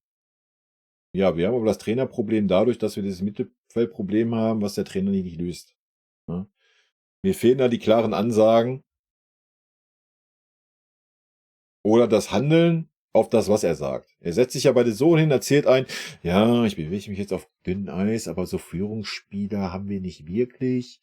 Dann setzt er sich in der anderen Pressekonferenz ein, ja, einen Sechser habe ich nicht im Kader, mir fehlt die Holding Six. Und dann setzt sich ein Kimmich dahin und sagt, ja, ich bin hier, ich bin ganz klar ein Sechser. Da muss er halt auch danach handeln, ja. Da muss er entweder sagen, hier, pass auf, Kimmich, das ist dein Bereich, entweder kriegst du das hin, kriegst du das nicht hin, gehst du auf die Rechtsverteidigerposition, kriegst du das auch nicht hin, gehst du auf die Bank. Punkt. Aber genau das passiert nicht. Und dadurch haben wir dann das Mittelfeldproblem und das Trainerproblem. So, ich weiß nicht, warum das nicht passiert. I don't know. Warum wissen andere Trainer, wie sie gegen uns spielen müssen und warum wissen wir nicht, wie wir gegen den Gegner spielen müssen? Wahrscheinlich, weil wir taktisch nicht anders können, als was wir schon seit Jahren spielen. Es macht mich immer lachen, wenn gewisse Trainer sagen, wir bekümmern uns nicht um den Gegner. Wir spielen unseren Fußball, Punkt. Aber dann muss man seinen Fußball durchsetzen und sich nicht nachher dahinstellen, der Gegner hat es taktisch gut gemacht. Ja, aber genau das tun wir ja nicht. Wir spielen ja nicht unseren Fußball. Das ist doch, was Tuchel die ganze Zeit sagt. Er orientiert sich jedes Mal an dem Gegner und passt jedes Mal unseren Fußball an den Gegner an. Das ist doch das, was er sagt. Und genau das sehe ich als das Problem an. Und genau deswegen scheint ja die Mannschaft überfordert zu sein mit den Vorgaben, die da kommen oder verunsichert, was sie jetzt wo spielen sollen. Und dann endet das darin, dass irgendwelche Einzelaktionen irgendwas im Spiel machen und sonst nicht zu sehen ist. Ja. Ja. Und ich muss da nicht lachen, wenn du der FC Bayern bist und holen wir mal die gelebte Arroganz raus. Im 1:1 Vergleich eigentlich gegen fast jeden Bundesliga-Ligisten weitaus überlegen bist, dann musst du auch gegen jeden Bundesligisten in der Lage sein, dein Spiel durchzudrücken, ohne dich an dem Gegner zu orientieren, weil du individuell auf den Positionen besser besetzt bist. So, aber das tun wir dann nicht. Wir richten uns dann nach dem Gegner und dann passiert das, was passiert. Ja. Es ist einfach, uns aus dem Konzept zu bringen. Das Rezept lautet pressen und die großen Räume nutzen, welche die nicht besetzte 6 und Davis bei uns lassen. Plus Leimer, ja, wenn er Rechtsverteidiger spielt. Hoffen, dass unsere Außenstürmer nicht zurücklaufen, beziehungsweise unsere Offensive an guten Stellen dumme Fouls oder so machen. Beziehungsweise und neuerdings eine halbe Sekunde zu warten, bis sich Leimer als RV dafür entscheidet, zu schnell auf den Mann zu gehen und damit umspielt werden kann. Das sieht ein Blinder mit Krückstock. Auch ja und einigermaßen gestaffelt und positionstreu hinten stehen, unsere irren, aber regelmäßigen Fehlpässe in gefährlichen als Geschenk akzeptieren und bei Standards einfach das machen, was man gelernt hat. Denn Bayern weigert sich beharrlich, dies zu machen. Ja, haben wir ja schon aufgearbeitet. Wir spielen eine andere Sportart, Tuchel sollte Handballtrainer werden. GB. Das Spiel war ähnlich wie gegen Leverkusen. Das Spiel war eine richtige Klatsche in die Realität. Wenn die noch einen Wirtz gehabt hätten, wären wir untergegangen. Ja, und nochmal, ne? Hätte ich einen Sechser im Euro-Jackpot, würde ich im goldenen Cape hier sitzen. Glückliches 2:2 für RB. Die Statistik kannst du knicken, lieber Red Mooney. Wenn Sesko zum Schluss abgeklärter gewesen wäre, freu dich über den Punkt. Ihr seid aufgestanden. Es kommen ja nicht jede Woche der VfL oder ein Drittligist vorbei. Ja, ich gehe mal davon aus, dass du Leipziger bist. Ja. Seid froh, dass der Schiedsrichter eine Ecke gesehen hat, wo keine Ecke war, weil sonst hättet ihr nur ein Tor geschossen und wir 2. Also sei du froh über den Punkt. Erste Hälfte war schlecht, zweite Hälfte waren wir besser, wie Tell und Guerrero gekommen sind. War unser Spiel schneller und sind dann noch zurückgekommen. Naja, wobei man fairerweise sagen muss, dass ein Tell halt auch nicht eingebunden war, weil es dasselbe Problem war, wie wo auch ein Commander stand. Ja. Leider. Willst du jeden Eckball überprüfen lassen vom Video-Onkel? Wo weit soll das gehen? Dann jeden Einwurf, jeden Zweikampf überprüfen lassen? Also jetzt mal ernsthaft. Komm, ich lese erstmal weiter. Laufen, das Spiel anhalten. Im Fußball gibt es nicht schwarz oder weiß oder richtig und falsch. Oder hast du einen am Kopf oder was? Im Fußball gibt es nicht richtig oder falsch oder schwarz oder weiß.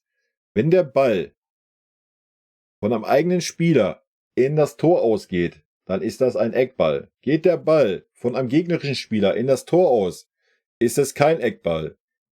Was ist mehr richtig oder falsch oder schwarz oder weiß als solch eine Entscheidung? Bei einem Handelfmeter und so weiter können wir gerne diskutieren, bin ich bei dir. Aber bei dieser klaren Regel gibt es nur schwarz oder weiß. Es gibt kein Grau oder ein vielleicht oder einen Interpretationsspielraum. Den gibt es bei dieser Entscheidung nicht. Auch nicht bei einem Einwurf, genau dasselbe. Da gibt es diese Entscheidungen nicht. Und ja, wie man gesehen hat, entstehen aus Ecken Tore. Und ja, dann kann man das überprüfen. Und ja, man muss das Spiel nicht anhalten, man kann das Spiel weiterlaufen lassen. Entsteht ein Tor aus dieser Ecke. In dieser Zeit, wo die Ecke ausgeführt wird, der Ball im Tor ist, kann noch ein verkackter Typ, der vor so einem Monitor sitzt, kurz gucken, ach ja, war das jetzt wirklich eine Ecke? Ach nee, es war keine Ecke. Wir nehmen das Tor zurück und es gibt Abstoß. Punkt. Du musst kein Spiel anhalten, es ist kein Problem. Es ist eine Schwarz- oder Weiß-Entscheidung und keine Vielleicht-Entscheidung. Es war kein Eckball. Punkt. Wie kann man denn so einen Schwachsinn schreiben? Hallo? Was ist los mit dir? Wie gesagt, geht's um Handelfmeter. Ja, da gibt's vielleicht kein Schwarz oder Weiß. Bin ich komplett bei dir. Aber doch nicht bei einem Sachverhalt, wo es nur Schwarz oder Weiß gibt. Das ist keine Ampel, die rot, grün oder gelb ist. Nee, die ist rot oder grün. Da gibt es kein Gelb. Punkt. Es reicht mir schon, wenn der Video-Onkel einschreitet, weil es eine Schnürsenkelbreite abseits wäre, wie beim eigentlichen 3:0 für Leipzig. Dafür wird ein Freistoß mitten in die Mauer geknallt, wäre nie ins Tor gegangen, aber da gibt's dann Elfmeter. Der ganze Videowahnsinn macht das Spiel kaputt, wie auch das ganze Hin und Her beim Abstoß, statt den Ball lang zu kloppen bzw. Strafraum aus. Ja, da bin ich bei dir. Ich mag das auch nicht mit diesen Abseitsentscheidungen, dass da auf 1 Millimeter geguckt wird und je nachdem, ob du das Band eine Millisekunde vorher oder später stoppst, ist der Typ im Abseits oder nicht. Ja, das entscheidet der Typ, der da gerade an diesem Button sitzt. Kein anderer entscheidet das. Das mit in den Mauer knallen? Nein. Wenn der Spieler da so hingeht, ist er selber schuld. Er hat da nicht so hinzugehen. Punkt. Fertig. Soll er mit der Birne hingehen, gibt's keinen Elfmeter. Hat er wahrscheinlich nicht die Eier zugehabt, deswegen geht er da so mit dem Ellbogen hin und dann wundert sich dann, dass er einen Elfmeter kriegt. Soll er doch nicht so hingehen. Das ist eigene Schuld. Ansonsten den Fahr bin ich bei dir. Ja, ich mag den auch nicht. Punkt. Aber wenn das eine Entscheidung ist, die schwarz oder weiß ist und wir diesen verfickten Fahrer sitzen haben, der, wie du gerade selber sagst, jeden Scheiß überprüft und eine Abseitslinie zieht, die 3 Minuten dauert, bis er mal entscheidet, ob es Abseits ist oder kein Abseits ist, dann kann er nicht mal eben da drauf gucken, was man in der ersten Wiederholung gesehen hat, die im Fernsehen gezeigt wurde, dass es kein Eckball war. Das geht dann nicht, oder was? Also, das ist doch Schwachsinn, was du schreibst. Punkt. Da lasse ich dir auch nicht deine eigene Meinung, wie ich es sonst tue. Weil das einfach falsch ist, was du da geschrieben hast mit dem Schwarz oder Weiß. Das ist völliger Schwachsinn, wenn es um eine Ecke oder einen Einwurf geht. Und wenn aus einem Einwurf, ja, es ist ein langer Einwurf, daraus entsteht ein Tor und es war kein Einwurf, ja, dann hat der Fahrer einzuschreiten und zu sagen, pass mal auf, das war kein Einwurf, es gibt kein Tor. Punkt. Ich halte das Mittelfeld für die größte Baustelle. Es mangelt an Kreativität, Konstanz und Konsequenz. FCB hat mit die beste Offensive und die Defensive ist auch oberstes Niveau. Die Übersetzung von hinten nach vorne im Mittelfeld klappt nicht. Ja, es klappt gar nichts im Mittelfeld. Weder die Organisation der Defensive aus dem Mittelfeld heraus, weder die Eröffnung aus der Achterposition heraus klappt nicht. Es klappt gar nichts, was diese beiden Positionen betrifft. Und ja, das ist unsere größte Baustelle. Und ja, das ist sie seit Monaten. Und ja, trotzdem läuft da immer wieder in solchen Spielen die gleichen 2 Kasperköpfe auf, die da seit Monaten auflaufen und seit Monaten es nicht hinkriegen, diese Mannschaft zu führen. So, was erwartet man dann? Dass sich was ändert? Es kann sich nichts ändern. Es laufen immer die beiden Kappelköpfe auf, die es seit Monaten nicht hinkriegen. Ich meine, wenn selbst ein Flick sich dahin stellt, ein Flick, ja, und in der deutschen Nationalmannschaft ein Kimmich des Kapitänsamtes enthebt und ihn auf die Rechtsverteidigerposition stellt, dann sollte man doch schon anfangen nachzudenken, wenn selbst ein Flick das tut. Ja? So. Sehr guter Kommentar, sehe ich auch schon so, dass das Mittelfeld die größte Baustelle ist. Goretzka und Kimmich die meisten Spiele schlecht und die Spieler vor ihnen kreieren kaum Chancen, ein Trauerspiel. Ja, weil die Spieler aber auch nicht vernünftig eingesetzt werden. So. Wir haben ein Mittelfeld, sagt das mal Kimmich. Moin, Leimer und Kimmich waren echt schlecht heute. Wir sind zwar mit Leverkusen und Leipzig gleich auf, aber mal gucken, wer in der Wo sind wir denn mit Leverkusen gleich auf? Leverkusen nicht Tabellenerster oder was?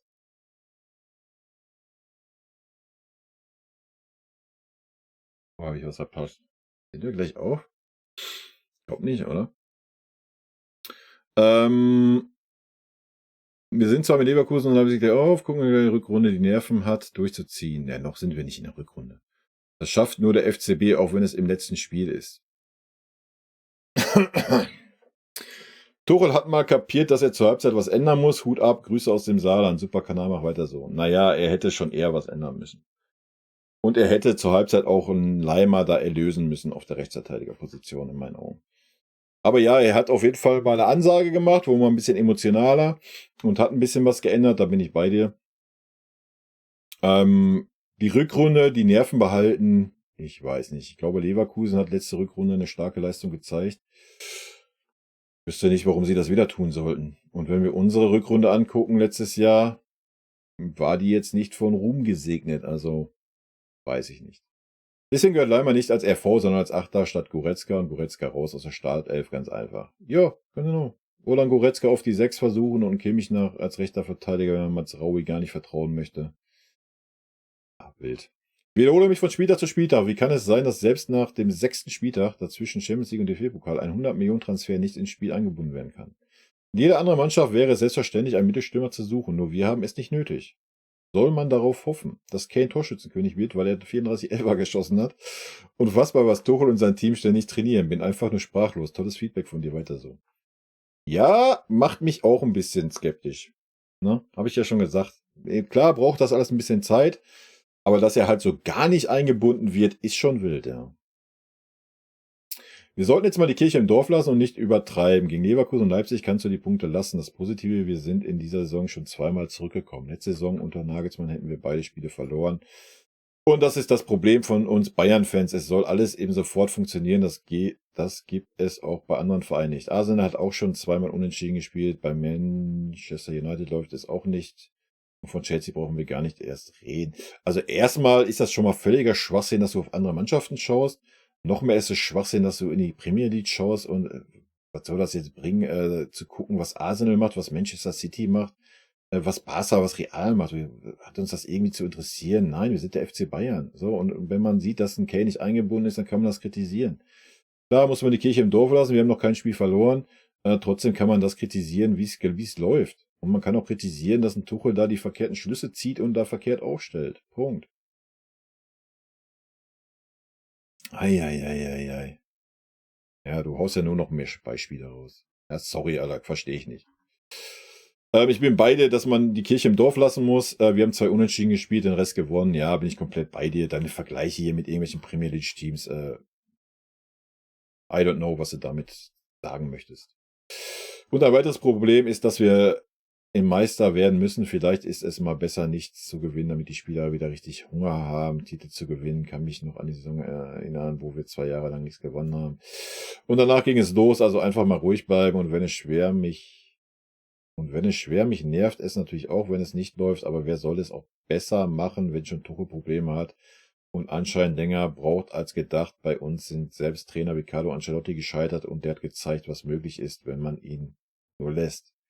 Ja, das ist doch das ganze Problem. Das ist doch schön. Du hast doch deine eigene Frage beantwortet. Man lässt die Trainer bei uns nicht. Anders kann ich mir das halt auch nicht erklären.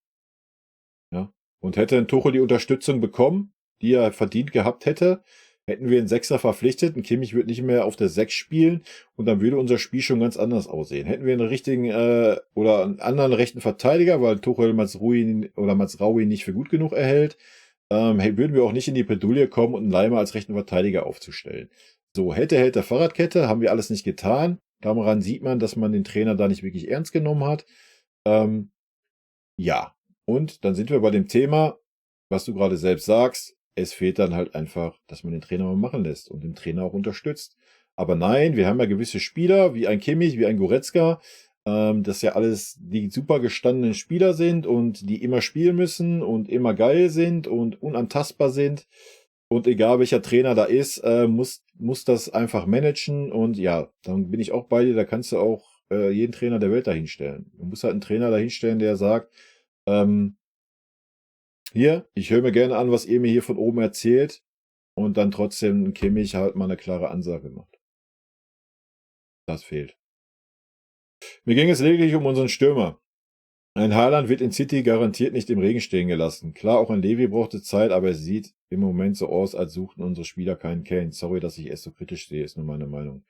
Ja, die Meinung teile ich vollkommen. Bin ich komplett bei dir. Das siehst du nicht alleine so. Das ist auch so.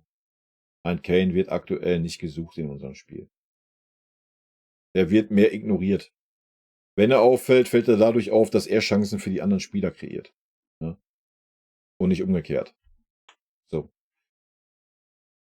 Klar muss man manches kritisch sehen, aber bis jetzt haben wir nur Punkte gegen Leipzig und Leverkusen gelassen. Kein Vergleich zur letzten Saison unter Nagel, wo wir ein paar Unentschieden gegen schlechtere Gegner hatten und sogar gegen Augsburg verloren haben. Da haben wir nur die ersten 3 Spiele gewonnen gegen Frankfurt, Wolfsburg und Bochum. Und wie gesagt, bei vielen Topmannschaften läuft es nicht.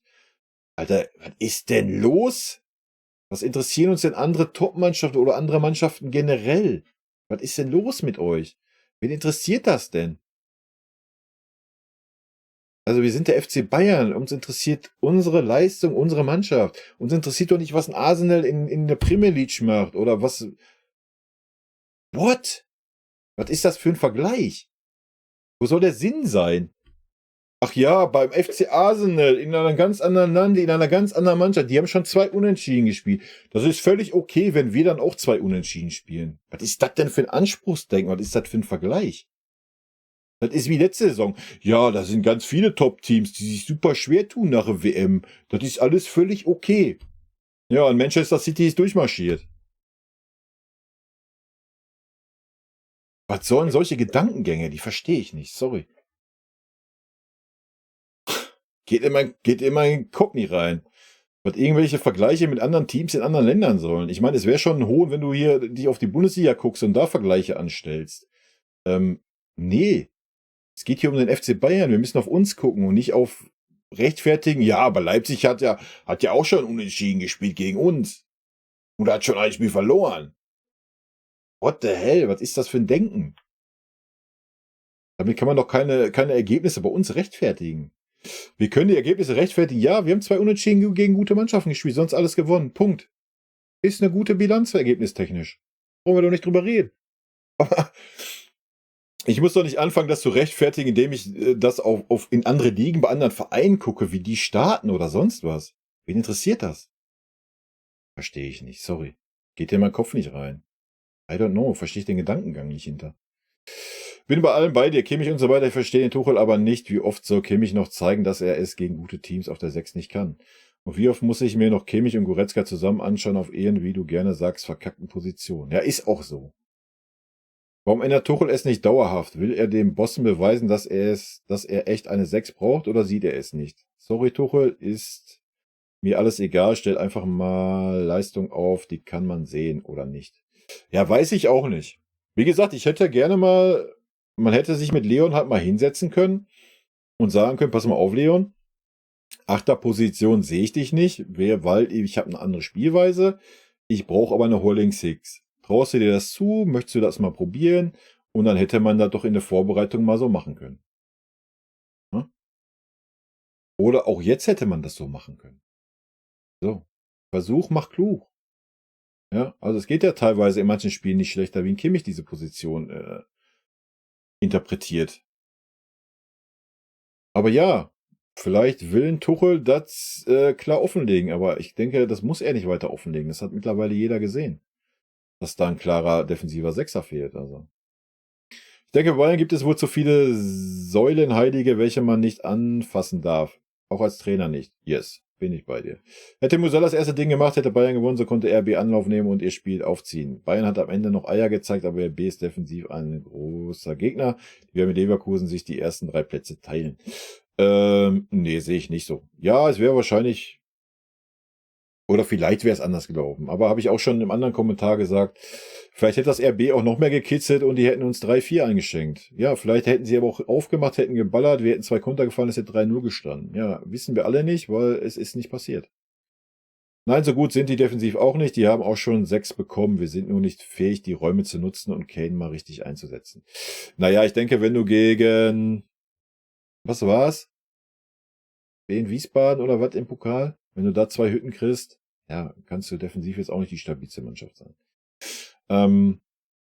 Sie haben es gut gemacht gegen uns, gar keine Frage. Ja, möchte ich gar nicht absprechen, habe ich ja oft genug gesagt. Gerade erste Halbzeit war Leipzig richtig stark. Aber zweite Halbzeit haben sie uns auch viele, viele Räume dargeboten, die wir halt einfach nicht nutzen konnten.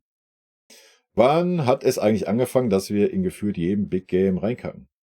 Wann haben wir eines dieser Spiele das letzte Mal souverän gewonnen? Wir waren mal vor nicht allzu langer Zeit bekannt dafür, in genau solchen Spielen immer da zu sein. Yes. Das waren wir mal.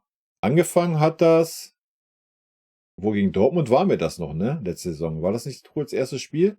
Oder zweites Spiel? Aber danach, ja. Dafür sieht es bisher gegen die Kleinen immer sehr souverän aus und unterm Strich gibt es für jeden Sieg 3 Punkte, egal ob der Gegner Darmstadt oder Dortmund heißt. Das ist richtig, aber die Spiele kommen ja jetzt. Werden wir sehen, ob das so sein wird. Trauriger Anspruch, wir sehen gegen die Kleinen gut aus. Will natürlich auch, dass Bayern am besten immer gut spielt. Schließlich sind die Rivalen in der Liga ja auf Champions League Niveau. Und da möchte man dementsprechend auch weit kommen. Aber Fakt ist, die Bundesliga ist ein Konstanzwettbewerb. Die meisten Meisterschaften werden nicht durch die direkten Duelle entschieden, sondern durch diese Ausrutscher gegen vermeintliche Pflichtaufgaben. So hat Dortmund es sich letzte Saison noch nehmen lassen. So war es gemeint. Ja, hast du ja auch vollkommen recht. Es hat tatsächlich mit Tuchel begonnen. Selbst Nagelsmann hat die Big Games gewonnen. Naja, Nagelsmann hat gegen Gladbach 15-0 verloren im Pokal. Fand ich jetzt auch ein Big Game eigentlich. Und ich sage das, obwohl ich froh war, dass er gehen musste. Seit Tuchel da ist, passiert gar nichts. Er strahlt auch nie das Gewinnergehen aus. Immer am Nörgeln, immer am Meckern. Er sagt in fast jeder Analyse das Gleiche. In jedem normalen Job wäre man da entlassen. Das hat er 20 bis 25 Spiele gemacht und 80% immer das Gleiche. Wir waren zu zögerlich, das hat gefehlt und jenes etc. Das nervt mich einfach nur noch. Ja, muss ich dir leider zustimmen. Ich habe mir vom Tuchel auch viel mehr erhofft. Aber habe ich ja auch schon mehrmals gesagt, ich denke, der hat sich schon, ja, zum Ende, wo er es übernommen hat, wo er dann irgendwie die Meisterschaft noch irgendwie retten wollte oder was, er hat sich da versaut komplett. Ne? Weil er da nicht nach Leistung gegangen ist. Er ist da knallhart nach Namen gegangen und Hauptsache, wir schaukeln das irgendwie nach Hause. Was nicht geklappt hätte, wenn Dortmund uns nicht die Meisterschaft geschenkt hätte, sind wir aber wieder bei hätte Fahrradkette. Da hat er sich verbrannt. Punkt. Ja, Naman hat mal wieder sehr unkonzentriert gewirkt. Beziehungsweise erste Hälfte Vollkatastrophe. Das Spiel auch wieder oft statisch und langsam. Es beruht zudem gefühlt ausschließlich auf Einzelaktionen unserer Spieler. Ja, ganz genau. Diese unaufmerksamen Phasen kann man doch jetzt auch langsam mal abschalten. Ja, wenn das so einfach wäre, dann wäre das wahrscheinlich so. Leider, ich war so überzeugt, dass wir das klar gewinnen. Schaut man sich die zweite Halbzeit und Statistiken an, zeigt es deutlich, was in dem Team steckt. Ich weiß nicht, wie Tuchel intern ist. Auf PK-Interviews ist er oft schwach. Mir fehlt dieses, wir sind Bayern und kommen hier nur her, um 3 Punkte zu holen. Die Gegner sehen uns oft positiver, als er uns sieht. Und wenn es nicht funktioniert, dann muss er es doch ändern. Aber immer redet er nur, wozu gibt es überhaupt Training? Ja, aktuell gibt's ja eh kein Training mehr. Wenn wir alle 3 Tage spielen, haben wir ja kein Training mehr. Das ist dann nur noch erholen und eigentlich wieder fit werden fürs nächste Spiel. Das ist ja nicht mehr wirklich Training.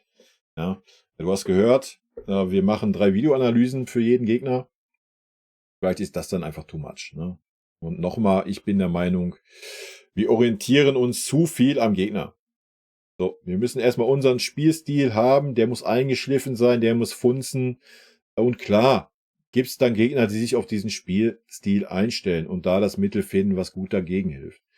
Trotzdem haben wir in 90% aller Spiele eine so hohe individuelle Klasse gegenüber unseren Gegnern, dass selbst wenn sie genau wissen, wie wir spielen, immer noch die Spiele gewinnen. Und wenn das dann mal so ist, dass wir das alles eingeschliffen haben, eine klare Spielphilosophie haben, dann kann man doch auch sehr gerne anfangen, ja, was ist denn, wenn der Gegner jetzt sich zu 100% darauf einstellt? Dann können wir doch hier mal eine Stellschraube ändern, hier eine Stellschraube und da.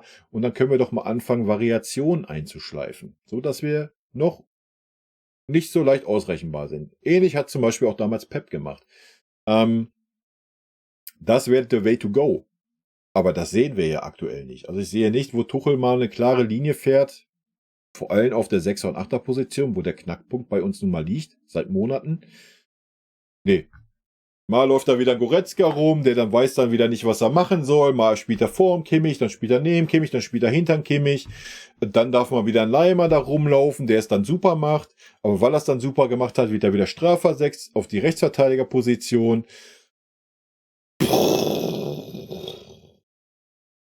Ich meine, wir sind jetzt immerhin so weit, dass Kimmich so der klare Sechser sein soll. Soweit sind wir ja schon mal gekommen. Ja? Es ist ja nicht mehr so, dass ein Goretzka oder ein Leimer auf einer Höhe spielen. Also die letzten Spiele war es so, dass Kimmich der klare Sechser war.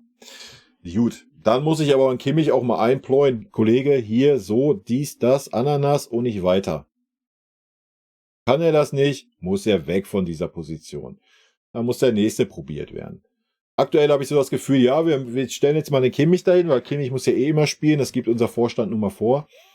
Und das schaukeln wir jetzt so über die Eier bis zur Winterpause, dann verpflichten wir den Sechser und dann spielt ein Kimmich da nicht mehr. Weil ein Kimmich immer spielen muss, stelle ich ihn dann auf die 8. Ja, so, das ist den Eindruck, den ich gerade habe. Und das macht mich traurig. Das Spiel war eine Bankrotterklärung. Thomas Tuchel hat sich wieder einmal vercoacht und der Plan hat RB genau in die Karten gespielt. Guerrero hat die zweite Hälfte gerettet und Guerrero hat kaum unter Thomas Tuchel trainiert. Ja, weiß ich nicht, ob er jetzt die zweite Hälfte gerettet hat.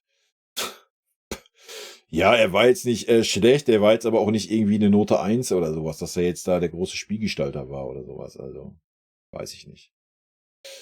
Ach, hör doch auf zu übertreiben. Einfach mal über den Tellerrand schauen. Selbst City hat heute verloren. Ja gut, da gehe ich nicht mehr rein. Das schenke ich mir. Nochmal, wir müssen nicht über irgendeinen Tellerrand schauen. Wir müssen nicht auf irgendwelche anderen Mannschaften schauen. Wir müssen auf unsere Mannschaft schauen. Alles andere interessiert uns nicht. Punkt. Und dann gucken wir uns auch jeden falschen Einwurf an, wenn daraus ein Tor fällt. Ja, na klar. Merkst du selber? Ja, ich hoffe, du merkst es selber. Na klar tun wir das. Man sollte sich jede Entscheidung angucken, woraus ein Tor fällt. Dafür ist doch der VAR da. Damit die Spiele gerechter werden. Wird ein Spiel dadurch gerechter, wenn eine Mannschaft ein Tor erzielt durch einen Eckball, der keiner war, oder was? Junge, merkst du selber, oder was? Was ist denn los mit euch? Könnt ihr alle nicht von 0 bis Mittag denken, oder was? Wir reden über Schwarz-Weiß-Entscheidungen.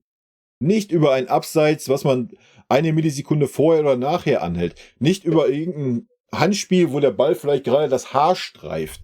Ja? Über sowas reden wir nicht. Wir reden über Schwarz- und Weiß-Entscheidungen. Und genau dafür ist ein VAR da. Wenn es ein Einwurf ist, der keiner war, der haut den Einwurf in den 16er, der Typ guckt den rein, es ist ein Tor, dann gehört das Tor aberkannt. Punkt. Junge, so schwer kann das doch nicht zu verstehen sein. Genau dafür haben wir doch einen scheiß VAR da sitzen. Wir haben noch einen scheiß VAR nicht da sitzen, dafür, dass er sich da hinsetzt und irgendwelche Entscheidungen interpretiert, die du interpretieren kannst, wie du willst. Und dann sagt, ach hallo, lieber Schiedsrichter, hier, ich sehe das aber ein bisschen komisch. Ich halte mal das Spiel an, lauf mal raus, guck dir das mal an und dann entscheide du mal. Ja? Wo ist denn da der Sinn eines VAR? Aber gerade Schwarz-Weiß-Entscheidungen muss er doch entscheiden können. Man hat das in der ersten Wiederholung gesehen. Da muss man nicht 3 Stunden zurückspulen, irgendwelche Videos raussuchen.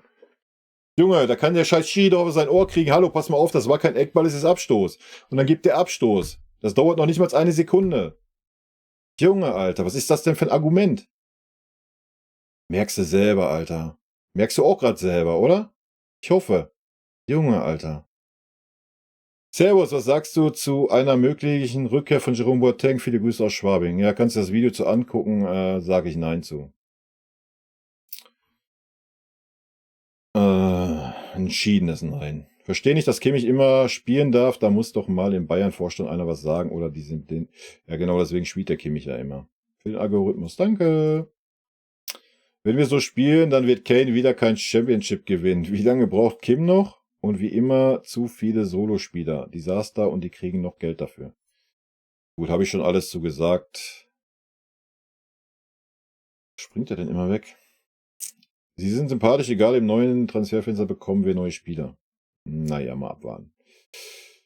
Na super, und die sollen dann sofort funktionieren. Wir müssen dann vielleicht noch fehlende Punkte aufholen. Schlimm ist ja jetzt noch nicht. Kane wird von niemandem Bälle kriegen, weder von Musiala oder Sané. Verstehe ich einfach nicht, warum Tuchel nicht endlich mal sagt, ihr müsst mir flanken. Ja. Bin ich zu 1000% bei dir. Es sieht eher so aus, als käme das von ihm. Denn letzte Saison haben wir den jeweiligen Stürmer mit Flanken bombardiert, aber hatten keinen Abnehmer dafür. Ja, haben wir ja auch schon gesagt. Gegen gute Mannschaften zünden die Bayern nicht so richtig. Goretzka und Ulreich sind nicht gut genug, meiner Meinung nach. Wir kombinieren nicht richtig und flanken auch nicht richtig. Ich verstehe unsere Offensivtaktik unter Tuchel nicht, aber Hauptsache auf Krampf 100 Millionen für Kane ausgeben. Naja, ohne Kane hätte es düster ausgesehen bisher, ne? Muss man mal ganz klar so sagen.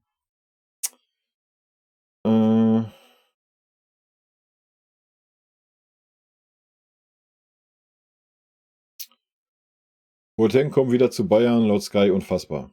Danke, Christian Herzfeld.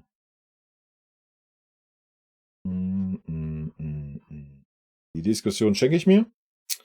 Tuchel gut hin oder her, der gefällt mir gar nicht, der soll raus. Ja, da kann ich dir kein Herz für geben. Er soll raus, finde ich immer hart, so irgendwie. Ja, man kann das auf jeden Fall gerade kritisch sehen mit Tuchel, bin ich komplett bei dir. Aber jetzt so, der soll raus. Da muss man schon ein bisschen argumentieren, dann würde ich dir auch ein Herzchen dafür geben. Taktisch überfordert ist ja ein Armutszeugnis für den Trainer. Das war doch keine 3, max 4 oder 5. Ja. Taktisch überfordert würde ich nicht sagen. Taktisch falsch eingestellt, die erste Halbzeit vielleicht, ja. Wo war Ulreich in der ersten Halbzeit? In unserem Tor war der. Kimmich als Sechser, Note 6. Vollkatastrophe. Check. Unsinn. Na, sehe ich schon so. Ja, Note 6 jetzt vielleicht nicht als Sechser. Aber es war schon wieder so, wie ich, das beste Beispiel, wie ich sagte, Min-Jae klärt den Ball, köpft ihn auf die Sechserposition, wo ein Sechser da sein sollte, ja, um zu unterstützen, könnte er den Ball annehmen. Und da war erstmal 3 Sekunden lang niemand. Das war bezeichnend für die Interpretation der 6, wie es ein Kimmich tut. Und ja, das war dann in der Szene auf jeden Fall eine 6. Insgesamt habe ich ja im Video gesagt, wie ich ihn gesehen habe. Leipzig macht aber auch wieder Duseltore. Der erste Schuss ist abgefälscht und der Eckball fast glücklich dem Leipziger vor die Füße. Nein. Upamecano ist einfach zu wackelig. Ulreich für Topspieler zu limitiert und Leimer muss immer versuchen, Kimmich seine Position zu füllen, warum die rechte Seite immer offen ist. Aber an sich war es unentschieden verdient an beiden. Also habe ich nicht so gesehen, dass Leimer versucht hat, die Position von Kimmich zu füllen. Das habe ich nicht gesehen. Leimer war eigentlich auf der rechten Seite, aber halt leider oft vorne. Und nicht wirklich hinten. Und wenn hinten, dann immer nach vorne verteidigt. Zu ungestüm aber. Und dadurch halt die Lücken, die da waren. Dadurch musste ein Opa raus. Habe ich jetzt auch schon mehrfach hier gesagt, wie ich das gesehen habe. Opa zu wackelig. Wir können froh sein, dass er unsere Defensive überhaupt so große Räume abdecken kann. Ja, sehe ich genauso. Ich habe das auch nicht so gesehen. Habe ich auch nicht gesehen, dass ein Opa wackelig ist. Tuchel tickt und Leimer, rechter Verteidiger, bodenlos. Ja. Ist halt kein rechter Verteidiger. Gewisse Spieler kriegen es nicht Woche für Woche auf die Reihe, mal so und mal anders. Es war ja logisch, dass Leipzig nicht mit Bochum zu vergleichen ist, aber so eine schwache Leistung von uns ist nicht akzeptabel. Tuchel raus, und der Tuchel ist nichts besser geworden. Nichts. Ja, doch, es ist ein bisschen was, ist ja besser geworden. Aber ob das jetzt unbedingt an Tuchel liegt oder an Harry Kane oder an einen Leimer, ja, weiß ich nicht. Könnt ihr für euch ausmachen. Aber ja, wenn Tuchel immer noch Goretzka und Kimmich auf die beiden wichtigen Positionen stellt und sich dann wundert, dass es so läuft, wie es läuft, dann hat Tuchel nichts besser gemacht. Aber es ist besser, dass wir nicht mehr zerfallen, sondern dass wir dann halt durch so ein Spiel, natürlich auch bedingt durch den Elfmeter, sonst wären wir mit Sicherheit nicht mehr zurück ins Spiel gekommen. Glaube ich nicht. Dann hätten wir wahrscheinlich irgendwann den Konter gekriegt zum 3-0 und dann wäre der Zug abgefahren gewesen. Ja, aber das kann man den Tuchel gerade zugute halten. Mach mir große Sorgen langsam. Mannschaft ist hinten weniger stabil als unter Julian Nagelsmann. Ja, aber unter Nagelsmann auch nicht stabiler hinten. Ist auch eine Zumutung. Diese Mannschaft, Tuchel bekommt nicht, was er wollte, und das ist jetzt das Ergebnis. Ja, das kann man ein bisschen so argumentieren, habe ich ja gerade auch schon gesagt, so von wegen Sechser und rechter Verteidiger. Ja, aber da muss ein Tuchel jetzt auch in der Lage sein, den vorhandenen Spielern klare Ansagen zu machen, und wenn das nicht läuft, dann entweder die Spieler auszutauschen auf den Positionen oder das System halt auszutauschen. Dafür ist er Trainer. Ja. Mit dem Ohr, aber ja, da kriegst du, mit dem Ohrenwatschler wird das nix, stellt Leute auf die falsche Position und auch die falschen auf. Beispiel Daimler wäre als Sechser viel wertvoller als Goretzka. Ich habe schon am Anfang gesagt, dass Thomas Tuchel nichts kann. Er kann weder motivieren, noch kann er Spieler besser machen. Ich denke schon, dass er motivieren kann. Haben wir in der zweiten Halbzeit gesehen. Ja, sonst wären die Jungs nicht so aus der Halbzeit gekommen.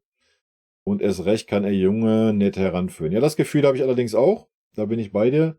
Er kann nur eine Mannschaft zusammenkaufen lassen, die dann auch mit dem Busfahrer als Trainertitel gewinnt. Ja, gut. Weiß ich nicht, ob der Busfahrer das jetzt auch könnte, aber ich verstehe deinen Ansatz.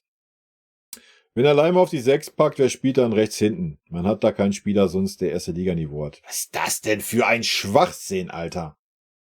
Was ist denn mit dir? Beschäftige dich doch mal mit dem FC Bayern, Alter. Dann kannst du doch mal so eine Aussagen bringen. Alter. Wo hat denn ein Mazraoui nicht die Klasse in der ersten Bundesliga zu spielen? Was ist das denn für ein Tullux? Eieieiei. Ja.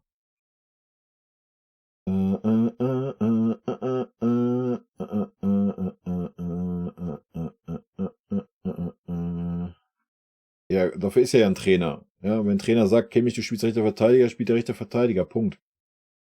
So, er ist der Trainer. Das ist ein Spieler. Es gibt eine klare Hierarchie. Nicht der Spieler sagt, wo er spielt. Junge, Junge.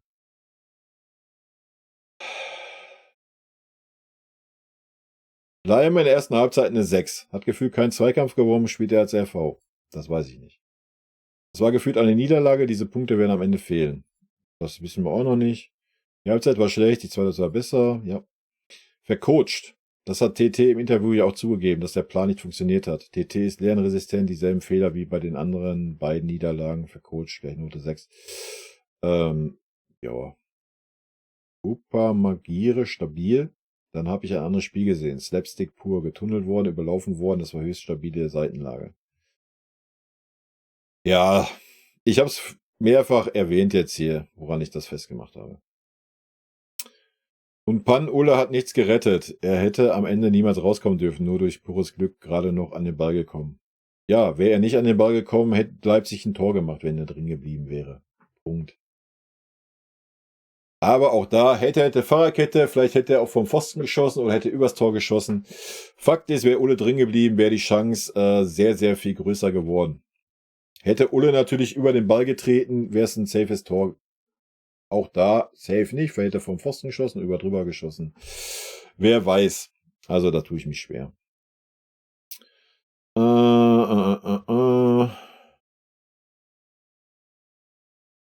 Tuchel bringt Bayern seit 6 Monaten 0,0 weiter. Die Kimmich-Diva ist immer noch kein Sechser und lässt defensiv noch immer Löcher zu wie ein Emmentaler Käse. Bayern ist für mich definitiv kein Meisterkandidat. Tuchel wird immer mehr zum Thema. Ja. Boah, ich bin durch, oder was? Chaka! Stunde 40. Dann sag mal, was sich verbessert hat, dass wir Spiele, bla bla bla. Ja, gut. Die Diskussion lasse ich jetzt mal weg. Ja. Ihr habt es gesehen, mich haben manche Aussagen hart getriggert, gerade mit diesen Schwarz-Weiß-Entscheidungen und dem Fahr. Ich denke, wenn, dann ist der Fahr genau für sowas da. Ja. Für diese Schwarz-Weiß-Entscheidung, weil die kann er ganz einfach beurteilen. Da muss er keine 200.000 Zeitlupen sich angucken und 3 Minuten warten. Das sollte relativ zügig zu entscheiden sein und genau dann sollte er diese 100%igen Dinger entscheiden, wenn daraus Tore entstehen. Ansonsten kann auch mal ein falscher Einwurf sein, eine falsche Ecke, mal eine falsche Ecke. Aber sollte daraus Tore entstehen, ja, dann sollte der VAR eingreifen und gut ist. Er muss nicht jeden Eckball, nicht jeden Einwurf überprüfen, nur dann, wenn daraus ein Tor fällt. Es wird ja auch jede Abseitssituation überprüft, wenn daraus ein Tor fällt. So, dann kann man das auch damit tun, dass man eine Schwarz-Weiß-Entscheidung, die vorher dafür sorgt, dass die Chance zustande kommt, überprüft. Ja? Weil so ein Abseitsding, habe ich gerade schon erklärt, halt das mal 2 Millisekunden vorher oder später an, dann steht der eine Spieler im Abseits und der andere nicht. Ja? Wir sehen immer nur diese Linie, wir sehen den Spieler, der den Ball bekommt. Du siehst ganz selten mal den Spieler, der den Ball gespielt hat. Ja? Merkt ihr selber, ne? Und ja, da muss mich das auch mal so klar äußern, wenn da Leute schreiben, dass das Schwachsinn ist, dass das keine Schwarz-Weiß-Entscheidung ist, wenn es genau das ist. Ja, da muss man den Leuten das auch mal klipp und klar vom Kopf sagen. Gut, ich knalle jetzt die anderen noch eben hinterher, dann ist das Thema nämlich abgehakt und gut ist. So, kommen wir noch zu den Kommentaren von der Reaction, von der Pressekonferenz, weil da hatte ich bisher auch noch keine Zeit reinzugucken, deswegen nehme ich die jetzt eben noch mit auf hier. Bei dieser Reaktion vom Spiel gehe ich 100%ig mit, Red Bull verdient es 2:2, wir haben uns nichts geschenkt, passt schon. Beste Reaction, besser Kanalanalyse sind stets top, immer Klartext, weiter so, danke. Fand Tuchel Aussage interessant, dass er Guerrero und Tell auf der linken Seite als gutes Team sieht. Wäre schön, wenn wir die beiden gegen Kopenhagen in der Startelf sehen würden. Schauen wir mal, was heute ist. Das Spiel war eine Bankrotterklärung. TT hat sich wieder einmal vercoacht und den Plan B in die Karten gespielt. Ja gut, das ist derselbe Kommentar wie in dem anderen. Das ist das Ergebnis, wenn uns eine richtige 6 fehlt. Auch über rechts mit Leimer wird das nix. Ich habe noch Hoffnung nach der Wintertransferperiode, dass alles besser wird. Ja, aber dann müssten wir einen starken rechten Verteidiger verpflichten, der besser ist als Al-Mazraoui. Und man müsste einen starken defensiven Sechser verpflichten. Das in einer Wintertransferperiode zu schaffen, halte ich für sehr unwahrscheinlich. Man wird gefährlich, wenn man miteinander spielt und nicht eigensinnig wie manche Spieler von uns. Yes. Ich bleibe dabei, Goretzka und Leimer auf der 6 und 8. Ja, könnte ich mir auch sehr gut vorstellen, ne? Wenn Leon sich darauf einlassen würde. Das muss man halt abklären vorher mit ihm. Aber ja, ich kann mir Leon auch als einen Sechser vorstellen. Weil er hat eine passable Spieleröffnung. Er ist auch schnell. Jetzt nicht schnell wie Fonsi, aber schon schnell. Er hat die Körperlichkeit. Er hat auch den Biss, ja, muss man ganz klar sagen.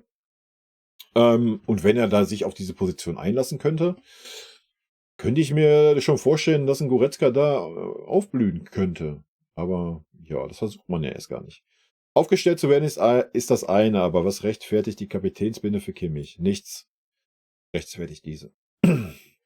Pannen-Ulle im Fliegenfänger-Modus. Am Ende unnötig rausgerannt und fast das dritte Gegentor verschuldet. Nur durch pures Glück gerade noch den Ball gekommen. Habe ich gerade schon was zu gesagt. Wird ein spannender Meisterkampf. Ja, auf jeden Fall. Ist auch schön.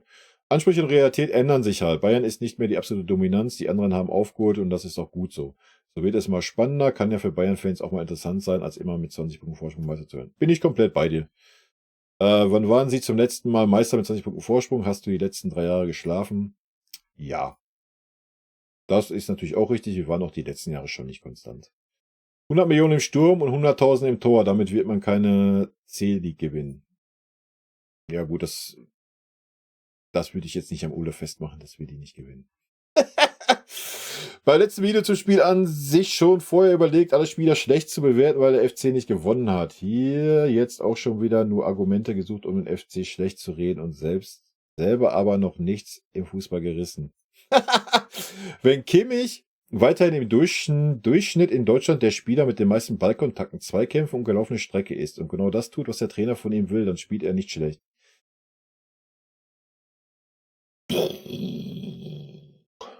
Sage ich gleich was zu. Nachdem Bayern 7:0 und 4:0 gespielt hat und dann das dritte Spiel innerhalb von einer Woche gegen Leipzig hat, kann halt auch mal ein 2:2 gegen ein anderes Spitzenteam herauskommen, ohne dass die Leistung des FCB unterirdisch war. Wäre die Ecke nicht gegeben worden und Kimmich hätte einen Chipball zum 3:1 geschossen, wären wir wieder die Größten und Kimmich wäre fehlerfrei. Alter, du laberst eine dumme Scheiße. Sorry, dass ich dir das mal so klipp und klar vor deinen Kopf sagen muss. Diese unnötige Meinungsblogger, bei denen es immer nur die Extreme, alles perfekt oder alles scheiße gibt und immer nur meckern, obwohl sie selber nie besser waren. Also, wo fange ich da an? Fange ich da an oder fange ich da nicht an? Ich fange da an. Pass auf. Also, erstmal bin ich kein Meinungsblogger. Ich bin ein Fan des FC Bayern. Ich habe eine Meinung, die kommuniziere ich. So, ich kommuniziere, wenn ein Kimmich gut spielt, wie gegen Bochum. Ich kommuniziere, wenn ein Kimmich scheiße spielt, wie er die letzten Spiele gespielt hat. Ich habe jetzt auch einen Kimmich gegen Leipzig nicht komplett zerrissen, obwohl man das durchaus hätte tun können. Und nochmal, das Thema habe ich schon öfters gehabt. Wenn wir einen Sechser haben, der eine Sechserposition spielen soll, dann kann er gerne 200 Ballkontakte haben, 15 Kilometer latschen und meinetwegen 10 seiner Zweikämpfe, die er geführt hat, alle gewinnen. Er hätte eine 100% Zweikampfquote, hat diese aber in der gegnerischen Hälfte vollzogen und ist bei den Gegentoren und bei den Chancen, die herausgespielt werden, nie auf dieser Position, die er sein müsste. Was bringt dann diese Statistik? Nichts. Wenn das für dich oder wenn du nicht verstehst, was ein Sechser zu leisten hat, dann solltest lieber du mal nachdenken, auf welchem Level du Fußball siehst und wo das andere sehen. Und nur weil andere das anders sehen, kann man das ja kritisieren. Ich respektiere deine Meinung. Wenn du findest, Kimmich hat ein super Spiel gemacht, ist das für mich völlig fein. Dann aber so ein dummes Zeug zu labern und dann dieses hätte. Ja, hätten wir die Ecke, wäre das keine Ecke gewesen. Hätte Kimmich einen Chipball gespielt zum 3:1. Ja, hätte ich einen Sechser im Lotto, würde ich hier im Golden Cape sitzen. Habe ich gerade schon mal gesagt. Was sind das für Schwachsinnsargumente? Ja, dann kannst du ja gerne Argumente bringen von Kimmich. Super laufstark, Laufstrecke, viele Ballkontakte. Ja, die Argumente kann ich dir alle zerreißen. Ne? Aber auf diese Schiene, die du gerade fährst, diskutiere ich gar nicht erst mit dir. Gehe ich gar nicht erst drauf ein. Sorry dafür. Du kannst deine Meinung haben, das ist völlig fein. Du kannst den Kimmich auch besser sehen, du kannst auch jeden anderen Spieler besser sehen. Das Schöne ist ja, du musst mich als Meinungsblogger, wie du mich darstellst, du musst dir ja meine Meinung nicht anhören. Dann lass es doch einfach. Guck doch irgendwo anders, wo ihr alle euch eure rosaroten Brillen aufsetzen könnt und feiern könnt, dass wir einen Punkt in Leipzig geholt haben und dass ein Kimmich doch so ein super toller Fußballer ist. Nochmal, ich kann es nur nochmal betonen, Hansi Flick hat einen Kimmich degradiert und ihn auf die rechte Verteidigerposition gestellt. Das war schon nicht ohne Grund. Und das hat ein Flick getan, der als Trainer eine absolute Nulpe ist. Gut. Ulreich hätte zur Halbzeit rausgenommen, Upa und Kehm verständlich. Man kann nicht 90 Minuten allein ohne Unterstützung vom Mittelfeld gegen so einen starken Gegner alles kontrollieren. Okay, das ist...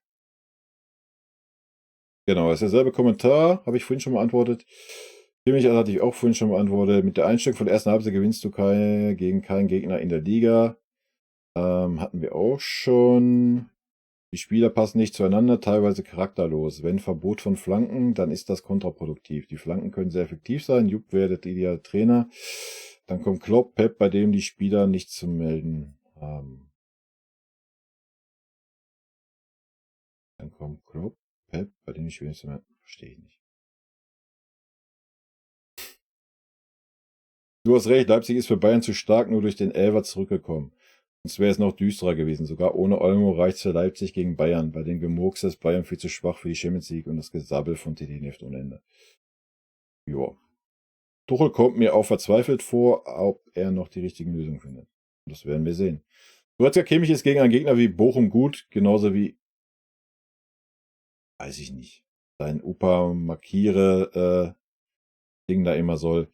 Echt jetzt? Opa war mal, bla bla bla, ist wieder diese Opa-Diskussion. Ja, da gehe ich jetzt nicht drauf ein. Ich habe meine Meinung zum Opa in dem Video gesagt und auch in den anderen Dingern nochmal. Aber schön, dass ihr untereinander diskutiert. Ich hoffe, ihr wart nicht irgendwie beleidigend, dann passt das schon. Den Kommentar habe ich auch schon beantwortet. Erste Halbzeit war nicht nur schlecht, sondern depressiv und darf ich sagen, wir hatten extra Glück, dass Olmo verletzt war. Ja, gut. Ist jetzt auch nicht Leipzig an einen Spieler hochziehen, Alter. Dann können wir auch sagen, ja, Leipzig hatte Glück, dass De Ligt verletzt war. Oh. Man könnte meinen, dass der Tuchel schlecht aufstellt, nur um dem Vorstand zu zeigen, dass es ein Fehler war, kein Holding Six und kein Rechtsverteidiger gut zu haben. Ja, das Gefühl habe ich manchmal auch. Hätten wir den Elfer nicht bekommen, dann wäre das Spiel 13 Uhr ausgegangen. Kann gut sein. Hätte Fahrerkette, wie jetzt Sachen vereinfacht. Der Tuchel, Mann, es nervt nur noch. Tuchel ist nicht mein Trainer. Bist du kein FC Bayern-Spieler? Dann ist er wahrscheinlich nicht sein Trainer. Meiner auch nicht. Kane war nicht gut, trotzdem mit 100 Mille. Aber den haben aus dem Spiel genommen. Kane war nicht gut, trotzdem mit 100 Millionen. Aber den haben aus dem Spiel genommen. Verstehe ich nicht. Aber jetzt kommt der Retter Boateng. Bei Frauenschläger Boateng und wahrscheinlich auch noch Max Eberl, der Schauspieler. Dann braucht man sich nicht wundern, da kriegst du für mir ein Herz für. Und einen Daumen. Wenn Olmo dabei gewesen wäre, hätte Bayern 4:2 verloren. Ja, gehe ich nicht weiter drauf ein. Warum sieht aber ein Journalist das Problem nicht wie du? Warum fragt ein Journalist nicht die richtigen Fragen, besonders was die Flanken angeht? Das weiß ich nicht. Weiß auch nicht, die fragen halt immer, ja, wie war die Reise, wie ist das Wohlbefinden, wie haben sie das gesehen? Da fragt aber keiner, warum spielen sie nicht mit Flanken, wenn sie einen Harry Kane vorne drin stehen haben. Ich weiß es nicht. Zidane ist immer noch frei, ja, ganz genau. Kennst du das Unwort des Jahres 2023? Kimmich. Holt Flick zurück. Daumen nach unten. Von mir aus auch Neururer. Okay, dafür nehme ich den Daumen nach unten wieder weg. Damit hast du mich gecatcht. Ich kann den nicht mehr sehen. Na. Spätestens seit seinem seltsamen Bierkrugauftritt am Oktoberfest war klar, dass dieser Trainer ganz und gar nicht zum FC Bayern passt. Relevante Titel so nicht möglich. Was war denn beim Oktoberfest? Habe ich nichts von mitgekriegt. Kann ich nichts zu sagen. Dieselben Fehler wie bei den letzten beiden Niederlagen gegen RB. Thomas Tuchel ist lernresistent. Einfach nur ekelhaft. Na, gut, Leute, das war's. Ich bin durch. Ich bedanke mich für eure Kommentare. Ja, in diesem Sinne würde ich sagen, bis zum nächsten Ich beantworte eure Kommentare Video. Rot-weiße Grüße gehen raus und natürlich auch Grüße an alle anderen Fußballfans.